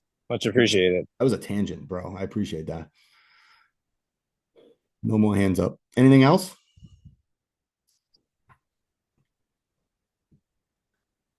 Are we done here? It's pretty good info.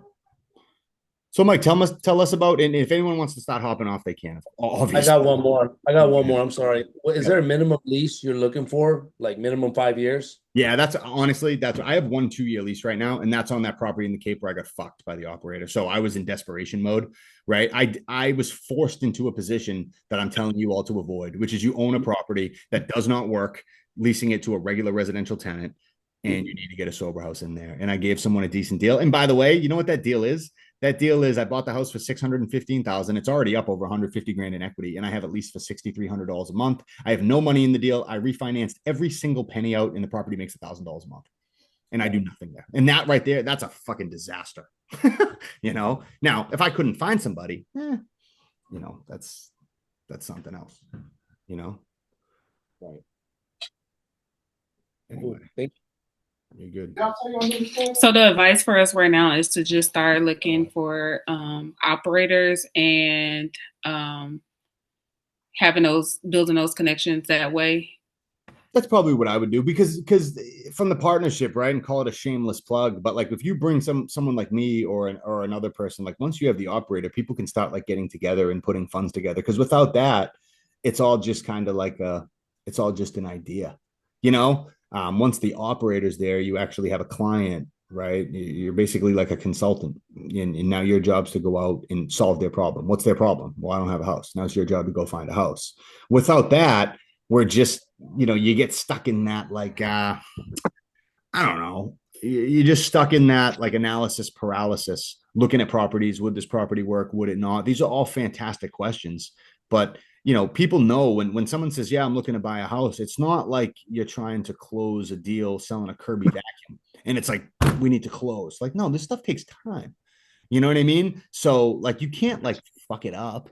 You know, you can always talk to me, but if someone brings me an operator, then that would be pretty good. You know, even if I found the house and, you know, we worked out a deal where it's like, you could just get like a commission on it. You know what I mean? It's like, I don't really care how it works out. Some places I don't know if I'd necessarily go, but if it's a good operator, why not? And you're going to get those conversations. And as people start to say yes, even if it never materializes, the deal doesn't work, or you can't find a house that works for them, just hearing people say, like, I could probably tell, I mean, I'm speaking for Mike, but like, you know, just hearing somebody say like, yeah, I'm interested. I think he had a few different people. And someone actually texted Mike and was like, we actually had to close our house down. And he's like, why?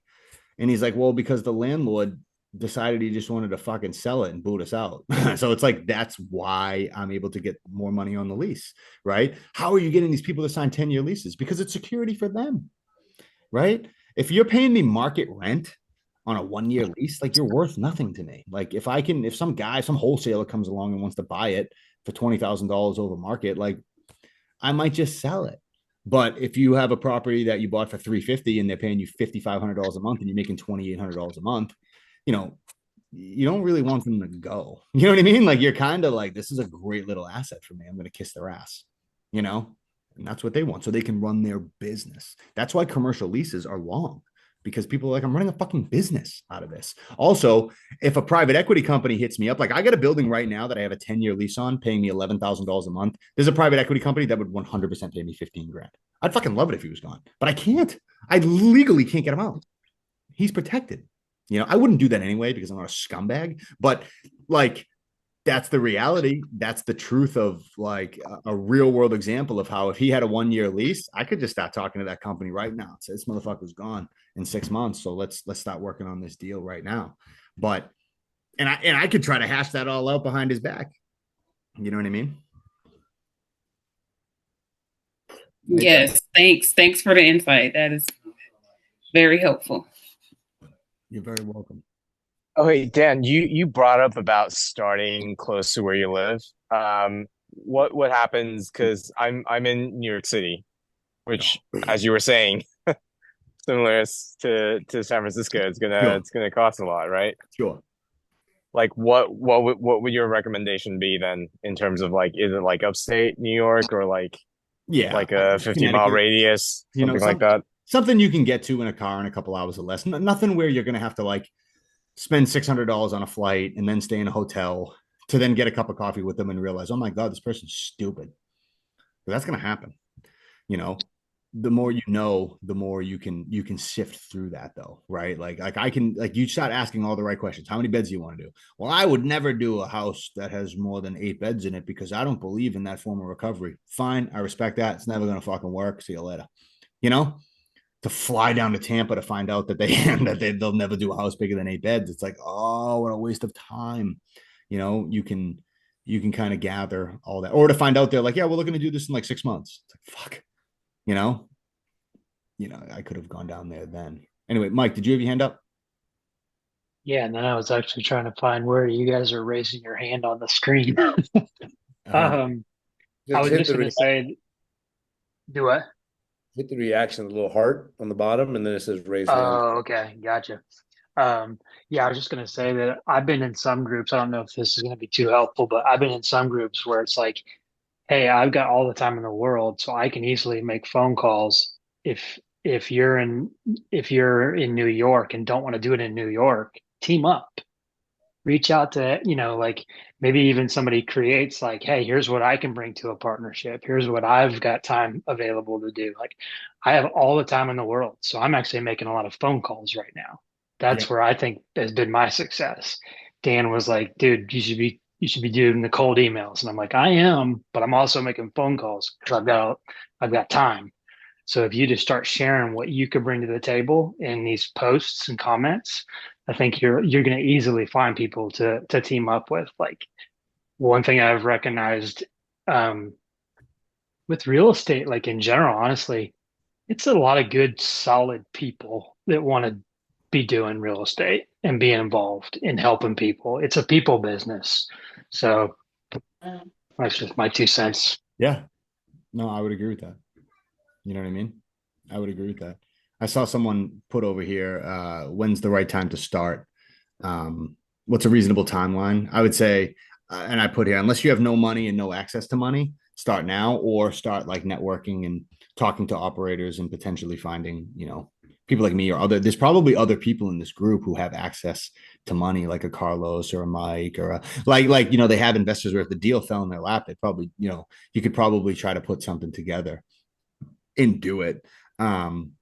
But real estate, you need money. Like, I'm not one of those guys who's like, come on in and see how I built my company up from zero to nothing with no money. It's like, yeah, your fucking father-in-law owns 400 units. Are we going to leave that out? Are we going to leave that part of the story out? Because that's bullshit.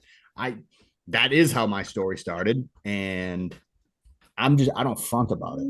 You know what I mean? Definitely. What happened? You leave the stove on for 4 hours? Chicken in the stove for an hour and a half. Oh no. See what I'm saying? Look at us. We don't have no sprinkler system. We're about to burn the fucking house down. You know what I mean? Good night. Anyway, whose hand was up? Victor, is that you? Yep, that's me. Oh, you just asked the question, right? Or, yep, that's me. How's it going, Dan? What's up, dude? 1 second. Can you hear me? I can. Yeah, the feedback's gone too. It's good. Awesome. So my question is regarding raising funds. Yep. So I was wondering if I get a lease signed under my company's name, under my company's business, would I be able to raise funding also for that? The lease for the house? Yes. Are you running the sober house? Yes.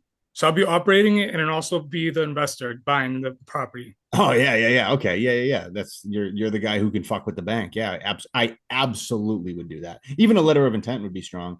But yeah, sign the lease because I don't think you're going to make yourself pay a lease break fee. So yeah, that's 100% how you should market that to banks. And investors like a smart like me, like I would kind of figure it out, right? Like, wait a second, you are exactly. There's no conflict of interest there. I don't know. I would defer to someone who's smarter than me when it comes to that. If there's a conflict of interest, I've heard that strategy from people way smarter than me, but I've also never talked to the FTC or whoever. Maybe that's not FTC, but like whoever would fucking be all over that. What's the bank gonna do if they're like, this, you're doing this? But that's exactly how I would do. Leasing your operating company leasing from your real estate company is totally legal. There just may be like an unethical portion to like how high. I mean, you make the lease. The lease is $1 million a month. It's like, wait a second. You know, Yeah, like, exactly. It needs to be reasonable. what's the kind of strategy? But you know, if it's a $300,000 property that has 18 beds, you know, putting a $6,000 or $7,000 lease on it, even though you might have a $2,000 mortgage, might be what I'd charge on a lease, right? Or 5,000 at least. So that's not super unreasonable. Real estate investors deserve to make money too. So it's not your fault that you're happen to be both. So that'd be an easy way to raise funds to buy property then? Maybe if you're talking to a traditional bank, like I said, any sort of hard money lender might be a little might understand what you're doing and might look at that differently. So you may just have to, you may want to at that point just pitch what you're really doing to somebody like that who's going to be sharp enough to be like, well, who is this company? You know, where are they from? What are they doing? Yeah. Yeah. When it comes to raising money, the best way is to just probably be honest with investors and let them know what you're doing, but your cash flows through the roof. You know what I mean? Like if you're operating the company, and have you ran sober houses before? No, I'm just getting licensed this week. Actually, I'm taking the match courses this week. Where do you live again? Say it again. Where do you live again? Rosendale.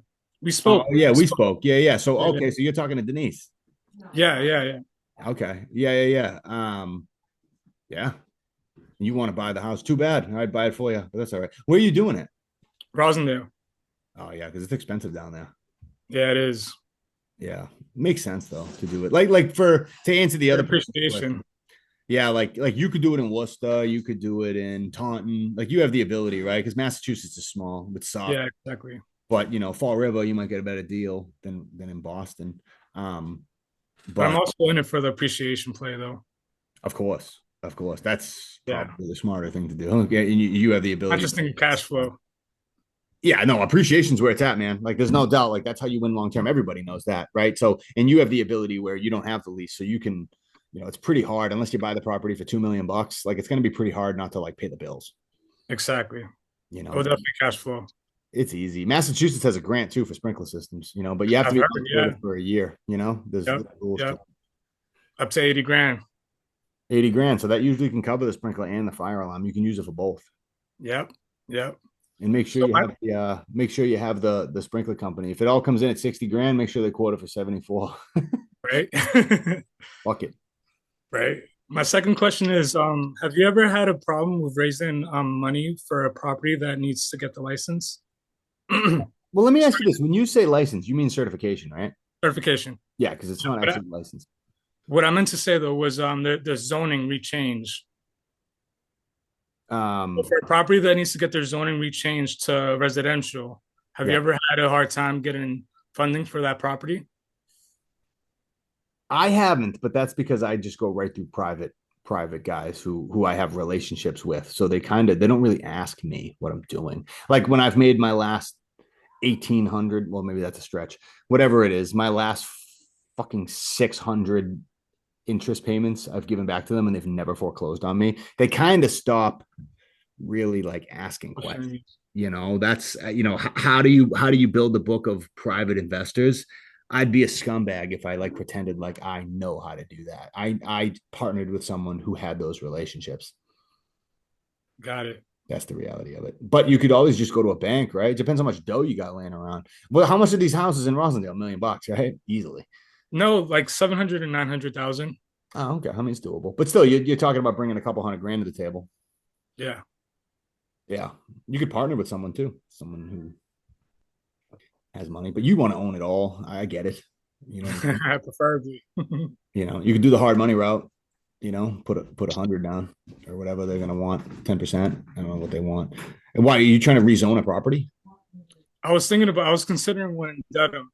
That was it used to be a warehouse, and they're looking to sell it for 700,000. And I was thinking that it might be possible to rezone it back to residential because it's in a residential neighborhood. I mean, if you're good at that and you've done that before, sure. If you're not, then I wouldn't recommend it. I'm not. Yeah, it seems like a lot. Like that's like a skill set, right? Like that's a certain skill set. There's opportunity in skill sets. If you don't have the skill set trying to rezone it, you're just going to run into hurdles that, even if you're good at something, you run into hurdles and you're like, fuck, what do I do? And that can be painful. With the city of Boston, you're trying to do a sober house and you got to rezone it first. It's like, oh, Yeah. I don't know if I'd want those problems in my life when you could just find a nice house that you can buy that's zoned residential and, go through MASH, get the sprinkler if you need to get all that. And let that be your headache that I can help walk you through rather than rezoning the property in Boston. I mean, fuck, I have no idea the timeline on that, or I have no idea. Got it. When you buy these properties, are you buying it with like a regular 3% down, or is this investment 20% down, Victor? Or 25% down? You asking me? Yeah. Well, I'm looking to get started with an investor. I haven't bought my first property yet. But what's the requirement for you? Is that going to be as an investment property, or can he Dan, like, hey, it's well, I mean, it can't be like a 3 or 5% down, right? Like FHA loan, it has to be an investment. Or it Like can be a hard 25% money loan. I can get a hard money loan also with 10% down. Yeah, I'm thinking, but like I know some guys that also thinking of ways you can get money. You could also credit hack too. Yeah, that's Where another option. that's another option too. And if you're going to cash flow within the 12 months, you can just pay all that credit back off the credit cards. I know guys that do that. They credit hack and get a bunch of 0% cards, max them out, do the build out, and if the cash flow is going to be enough, they pay off that card in the 12 months. If not, they roll it over, and then you're paying the transfer fee for whatever it is to another 12%. I mean, a 12-month card, but if your cash flow is good, you take a little hit, but in the long run, I'm just thinking of ways you can get money too. People, you guys are ballsy. I respect that. I'm not like the creative. It's funny because a lot of these people come from the Pace Morby world. They're like better at creating fucking deals than I am. You know what I mean? Like, I don't fucking know how to do all that. I really don't. I don't know how to do all the seller financing. And I mean, I understand seller financing, but like, I don't know how to like sell it to the seller. You know what I mean? That's that guy's world. And he's made like $1 bajillion doing it. I think all this, what we're doing, it just involves like sticking your neck out and taking some risk, and it's a lot. I think that's the biggest fear for everyone. Like, I don't want to fall flat on my face. Like I've made a lot of mistakes. I'm sure you all have, but sure, we're all here for a reason because we want to advance. So it's just, who's gonna take the first step? That's all it is. Yeah, I know. It is scary. I mean, I feel that now with every deal. Like, I don't, you never know. Like the in New Bedford, Massachusetts, like for some reason, like they're trying to make me go in front of the Architectural Assessors Board. Like they're making me like make the house like completely ADA compliant. Like it's a huge pain in the ass. I've never had a city like try to do this. You just never like know what the city's gonna do. And that's why it's just so important to talk to the operators there and be like, what's your experience there? Because the overwhelming majority of these deals have gone like really, really well. The city can make things difficult, but you just don't know. And the goal is to minimize that. How do you minimize it? Just limit your exposure to them. Get the house open and let it run. And the reality is I'm not in favor of like doing something illegal. I'm not. It's just like they'll do illegal shit if they don't want you in there. And like you can win, but it just sucks. And you're better off battling it out while you're collecting rent than when it's vacant. Hey, Mike, you want to send me a private message? I'll get your info and I can kind of go over that with you. Thanks. I have Rumford, Maine. The house I have in Rumford, Maine. It's weird. Like it was supposed to be a 15-bed house. For some reason, they were just like, yeah, it can be 10 beds max, 2 people per room. Nothing about a sprinkler system. Nothing about zoning.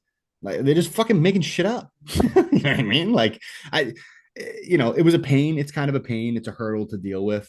It was frustrating. It hurt the cash flow a little bit, but like, it's not really, there's no, oh, you got to go in front of these boards and these zoning and this and that and blah, blah, blah, blah, blah. The city of Greenfield, where I'm transitioning that property, the building commission is like, we may have to go in front of zoning. I'm not sure. Where we can win all that stuff, but he's like, yeah, you're gonna have to do the sprinkler and this and that. So it's just like and then New Bedford's like, you got to go in front of zoning, denied. You got to go in front of the Architectural Assessors Board. You got to make this completely ADA compliant. You got to, and it's just like, you just like don't really know what they're gonna do, which is why if you're not doing it at scale like I am, which was like buying a lot at once, you can really mitigate that risk and take your time. And the operator, here's the reality. Once the operator's on board, like it's not like they're getting 50 calls from people like, hey, I want to buy your house. It's like you're the only game in town. So take your time, walk through it, do it right. The one in Sanford, Maine, I did. The guy hired an attorney. If you are going to go in front of the city before to mitigate your risk, which isn't a bad move, by the way, for your first one, I am going to talk to the city before I close on the property. Pay the $500 and have an attorney approach them and be like, hey, my client is Carlos. He works with blah, blah, blah LLC. This is what we propose we do. We've gone through the code. This is what we think you can do. What do you think? That's going to get you way better results than you just walking your ass down there in that Nike shirt and being like, hi, I'm Carlos. Like, I want to do a store. Because now they're just going to, as soon as they see the letterhead from the attorney, they're going to start thinking like, okay, what can we do? And in Sanford, Maine, it was no problem. Granted, the building already had a sprinkler system, but like we were ready for a fight. And Sanford was like, yep, you got to do this, this, this. Yep.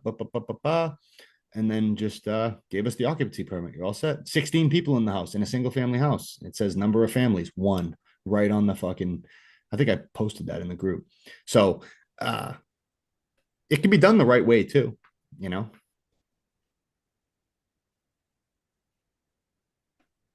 It's a little scary though, because you're like, well, there doesn't seem to be a concrete answer.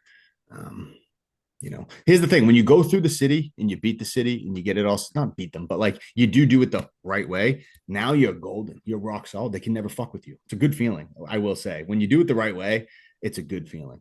Also, if you want to look for licensed boarding houses typically always beat that. And they typically always have a sprinkler system. So, the problem with boarding houses, they usually have enough square footage. You can usually get them at a decent discount. And they always beat the zoning. Here's the problem. Sometimes they have 13 people in it. So you want to talk about a battle? And you got that battle of getting the fucking people out of there. If you got a really good lease on the building, maybe you walk in and say, hi, I'm the new owner. If you leave in 30 days, I'll give you $500. You could go that route, but evicting people sucks. You guys know that. If anyone who's owned a property, it's not fun. Victor, you have another question or is your hand just still up? No more questions. Anything else? Cassandra, anything? I just saw Mike's comment about teach us how to credit hack. So I'll ask Dan, would that be something that you'd be interested to present to the group, or should I just get people's emails and then hook them up with my guy that credit hacks for me? Yeah. Do whatever you want. Start your or own. would you want him to come on here and like teach people how to get money? I would. It's up to you. I would love that. So let me hook you guys up. So I'm currently working with him. I know people that worked with him, and it's just a way to find more money, like kind of like I explained. He's here in San Diego. I'm gonna hook up with you, Dan. I'll text you, and I got some more questions, and then Mike, I just sent you a reply, but I'll see what his schedule is, and then maybe next Tuesday he can come, or whenever he's free, or whenever you want him here to kind of go over how to credit hack and how to get cheap money. Yeah, because I would love that. So anyone who knows anyone who's good at real estate or anything really, right? And remember, the group is free. So like we don't have to get this. I don't have this expectation of like people are paying $1,000 a month. So this better be someone. Yeah, if you want me to organize it and get people together, that builds the enterprise value of my group because there's other people on here. Like I'm sure you guys would love to talk to my father-in-law, who also is in this exact same business, only he owns 400 units. And he's just the guy that I'm like, he has all the connections to money. Like he's a great guy to know. He hasn't paid federal income tax in 15 years. And like, he's a great person to talk about. So I'll definitely have him on the Zoom. And here's the truth, guys, in the future, I don't know when, like the people like you guys who are supporting me here, because there's 170 people in the group, but how many people are really like here? Right? It's like 20. So if this group is ever not free one day, which is probably how it's going to go, just because my time is too limited, not that it would be $500 a month. Everyone who's here supporting, like school, you can just give somebody lifetime access. You know what I mean? Like it's your grandfathered in. So like, I want you all to kind of see the value in that, keep learning. So if this ever was $149 a month, plus there's a group of people on here who are learning stuff, and you guys will kind of be my army to be like, dude, this is fucking worth it. You know what I mean? Like, even if you just hang out for 2 months and actually stay plugged in, it's worth $300 in a world where $300 is a fucking pair of sneakers nowadays. You know, a lot of those groups want $8,000 to join, and there's nothing wrong with that. If you can provide the value, then fucking go get it. I've paid a guy $12,000 before for access, and he gave me a commercial lease, and he gave me access to a lawyer who probably saved me $20,000 on someone who was trying to extort me. Like, there's all these, you know, there's ways to provide value, but like this core group of people who are like here, I really appreciate it. And I don't have any plan for that in the future, but if I'm going to start running ads to get people in the group, that's kind of the goal. But I need my people who are like, no, this is legit. Like, this guy's not a scam artist. Like, all this is fucking real, you know? And I want people to do deals, because that's the creme de la creme, you know? And you know what? If the deal goes fucking sideways, that's when my value is really going to come in, because I'll help you kind of navigate. Like, this is what you should do. This is the attorney you should call. This is, you know, what you can look for, because that's everybody's fear. But that's when you're going to need me the most. If you buy a house and lease it and the city doesn't say shit, and you're going to be like, oh, this is easy. It's when the problem comes is when actually I'll probably provide. It's like, oh, yeah, I've been through that before, you know? Does that make sense? Yeah. Definitely people on here, you know? Someone talking? Oh, someone said yes. Yeah, I want to, my vision for this group is to, like, yeah, I do the sober house thing, but like, if we can make it so there's people in here, because I'm going to need admins and moderators and all that shit, right? I don't even know what that fucking means, but people are telling me I'll need it. I want like there to be like a Zoom like every other day that can be like, we're talking about raising money on this one. We're talking about, but I don't want to be, I'm not the guy. Like, you know what I mean? I'm not the guy for that. If I'm the guy who puts it together, great. But I need like great people like you to kind of help build that value. And then hopefully this group can have 250 people in it, and most of the people are actually have some sort of small financial commitment, so everybody's serious. You guys are all grandfathered in, but there's this financial commitment that you kind of know, you know, because some of my buddies from high school joined. Do you think they're hopping on a fucking Zoom call? They remember me sticking a needle in my arm. They think I'm fucking stupid still, and I don't blame them. You know what I mean? Some of them I probably stole from, so like they'll support me because I put something on Facebook, but they have no idea, you know, they have no idea like what I'm really doing. In Cassandra, is it Cassandra? It's Cassandra, right? Not Cassandra. I don't know if she's still there. Yes, that is correct. Anyone who's plugged in with the Pace Morby stuff knows like really smart people. I mean, that guy has fucking 200,000 people in his Facebook group. Like, you know, I can't go in there and spam my group because that's a scumbag move, but like there's got to be some like you all, I've learned a lot from talking to you guys when it comes to like how to finance deals. Like, you all can bring a lot of value, and maybe you end up starting your own school group. You know, it's like, it's $99 a month to run this. So I'm paying $99 a month right now, you know? Right. Well, you know, the great thing about this strategy, Dan, is that you don't have to do a bunch of crazy creative shit for the deals to work, which is great. So it's like, it's just cream on the top. If you're getting into a mortgage, you know, that's like sub 5%, and being able to keep it in place. It's just one of those things where it's just an added layer of risk. If the seller just, you know, gets amnesia and forgets what type of contract they sign, it just becomes a pain in your ass, right? Yeah. So the fact of the matter that these work very well conventionally is just, it's fantastic. Yeah, the other thing too, that the other part of the reason I want it to be paid, other than like selfishly because I'll make some money to do it and I can put more time in and help you guys, is I don't want like random scrubs, and that's nobody who's willing to sit here for fucking 2 hours with me on a Zoom call, just email blast. There's only so many sober living operators, right? Like, there's a lot of them, and there's going to be new ones popping up all the time. It's not like the market's going to get saturated, but like if you're looking in Cleveland or Cincinnati, like, you just don't want like people like sending out this like dog shit email blast, and realistically they're never going to buy a property for someone, and kind of just like watering down you know, my group, that, you know, because if I have a 10,000 member free group, there's going to be a lot of emails getting bombarded out. Like, I don't get really anything out of that. You guys, it gets more watered down. Like, this is really new. And I've had people call me like, dude, like, if you like keep doing this and scale it and help people do it, the Pace Morbys of the world, the Alex Harmozis of the world, like those kind of people. Because right now I get it with low level podcasts that hit me up like, dude, what the fuck was that deal in Athol? You know, eventually, as you do this at scale, those like Ryan Pineda, they're gonna be like, dude, come on my podcast. Like, what the fuck is this? And I can be like, dude, I got an army of people who know how to do this. And there's not, man. Go Google leasing to a sober living. You can't even find a fucking article on it. Nothing. And that Andrew Lamb Sober Living Riches group that someone brought up, I brought this up on the last Zoom call. I paid $99 or $97 and joined his group for 1 month. And I met this guy named Olu who happened to live in Plastown, New Hampshire. And then I ended up buying him a $600,000 house in Haverhill. So he joined a school group and then met me through the school group, and I did a deal with him. You know, $99 investment. I found an operator. Now I own a $600,000 house. Like, this shit actually can happen. And that could be the goal too. Like, hey, if you're a sober living operator, come through. There's a fucking bunch of people. It might get spammed, you know, because everyone's gonna want to buy your house. But like, people are gonna learn and they're gonna be able to do deals like that. And then if I'm making money doing, you know, creating the whole thing, I'm not looking to like steal anybody's deals and do stuff like that. Like, that's not who I am, you know. There's plenty to go around. There's so much opportunity. 1 in 17 Americans are struggling with alcoholism. 1 in 17. Like, you know, it's like people don't want sober houses in their group. There's fucking alcoholism all over your neighborhood. It's everywhere. Actually, if you go on the neighborhood search, you'd be surprised how many sex offenders live near you. It's like, it's alarming. You know what I mean? So yeah. I've had people approach me for sex offender houses.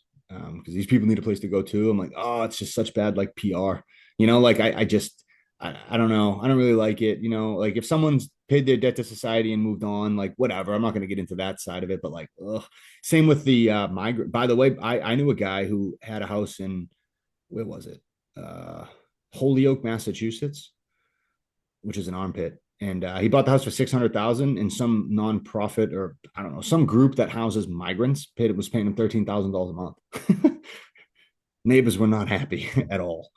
You know, seems like a riskier business model because people hate you. You know, depending on how you feel about that. And then on top of it, the city doesn't typically like it, depending on where you are. And you know, legislation behind that, depending who wins the election, like that could all change, right? You know, one president might be like, no to all of that. It could be a federal thing. So no one's going to come in and be like, throw all the drug addicts on the street. No one's going to do that. Why would you? It's fucked up anyway. It's just horrible, man. You know, if you guys haven't been affected by addiction, really look into the numbers. Like, you start, like, go on YouTube and look up sober living or look up intervention and just see what drugs really does to people. It's fucking insane, and it's so bad, and it's everybody's affected by it, you know. So you really are doing a good thing. My mother-in-law always says that you need to preach more about like the good we're doing, and I'm like, but I don't want to be a fraud. Like, I got into this to get rich, you know. Like, that's the truth. But yeah, when you look back on it, you're like, wow, we created like 300 beds for sober living. Like, that's pretty cool, you know. It's for whatever, but I'm no philanthropist. I don't do shit for free. I don't do anything for free except the school group. Except for that's massive. I play Fortnite too, which I'm going to do soon. I love talking about this shit. I do. I love it. I love seeing people excited about it. I didn't even know if anyone would care, you know? It's cool. But anything else? All right. We can hop off. I'm sucking on this vape. It's going to die. I appreciate you all so much. And Nick, I don't know if we heard from you, but what's up, buddy? Can you hear me? I don't know if he can hear me. He's pretending to be on so that he can get grandfathered into the free group. I get it. He's fucking genius. This guy's a fucking... You should be asking questions and let everybody answer to make sure we're here. Yeah, that's what I need to do. Like, be specific to people. Be like, hey, Felly, I'm talking to you. Yeah. Like, listen up. I know. Imagine I start like getting mean. I'm like calling on people and I'm like, I need you to recap last meeting. You're like, dude, this guy's a douchebag. That's what they do on Zoom. Like, say yes. You know, like how you have all these Zooms, the webinars and stuff. Like, you know, if you're here, say yes or type 1 or something. I know some of these school groups, they got it all figured out. Like they're so good at like the marketing and like the click funnels and they're like Right. masters. I'm not a master at any of that, you know? Like, You're gonna get there. You're doing great. they're So, so good at it, but I don't know. My biggest fear is charging someone money and not giving them value. That just like that would destroy me, you know? So but like this, seems like more legit and more sincere, right? You're not just doing it.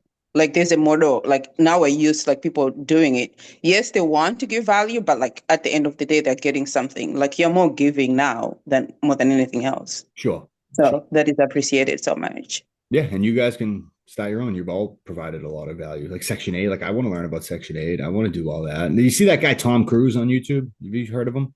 Everyone's probably seen his ads. That guy's all over the place. Imagine what his ad spend is. I bet you that ad spend is 100 grand a month. You know, easily. He's popping up all the time in his fucking Rolls Royce. You know when people do that, the Rolls Royce? I drive a I Hyundai. know. Like why?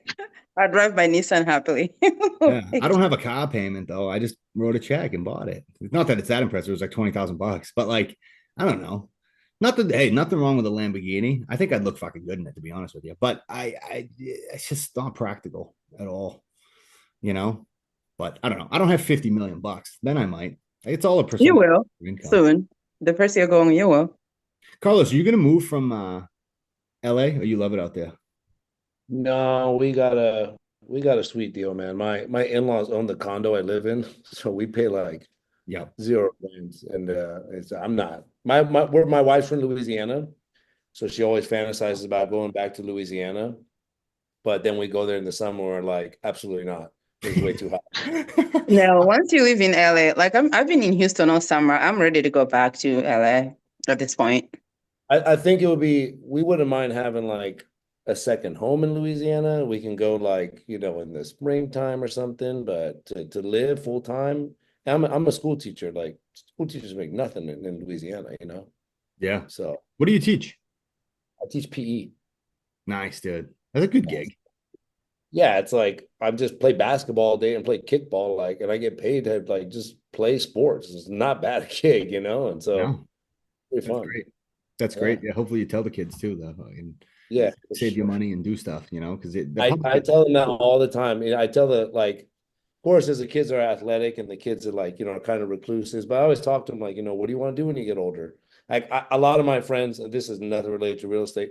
A lot of my friends were just high school dropouts and didn't have any plan in their life, but they became barbers, HVAC guys, construction guys, and electricians, and now all those guys are killing it. And our high school teachers are like, you're going to be a loser. You're going to be a bum. And my buddy owns 2 barbershops. My other buddy owns a big HVAC company, another one's an electrician. So I tell those students, like, look, college ain't for everyone. I went to college, but like my friends that are barbers and HVAC guys, like they're killing it. They were drug addicts and alcoholics, and I'm like, you guys don't need to, college is not for everyone, but you have to have a plan. Cannot just sit at home and my mom's going to take care of me forever, because she's not, so I do talk to kids about that and investing and 401ks and S&P 500, things like that. So, yeah, that's a good one. I need to get into that. The S&P 500, how to lose the numbers on that. If a kid does it from 20 to 50, it's unbelievable.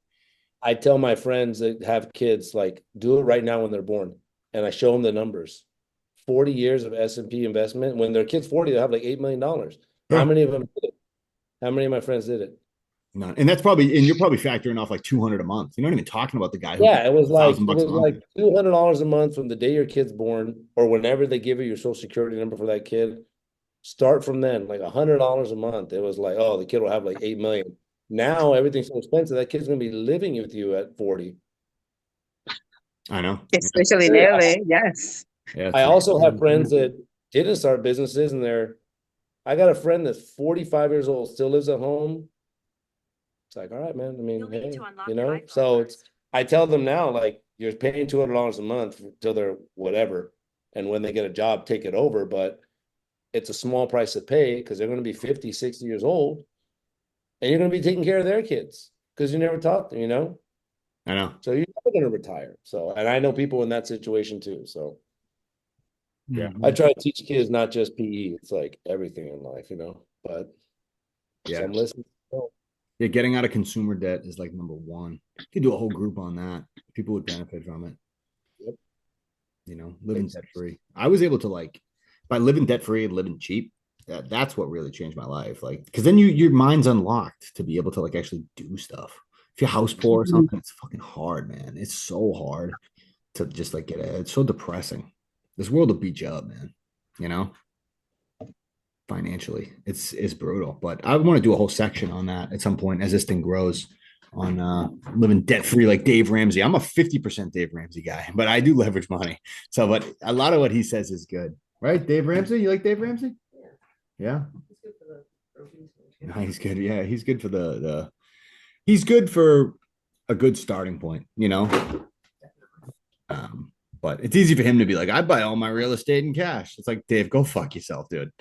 You know, like honestly, like, yeah, we get it. You own $300 million worth of real estate in cash. Like, I can't relate to you, bro, you know, at all.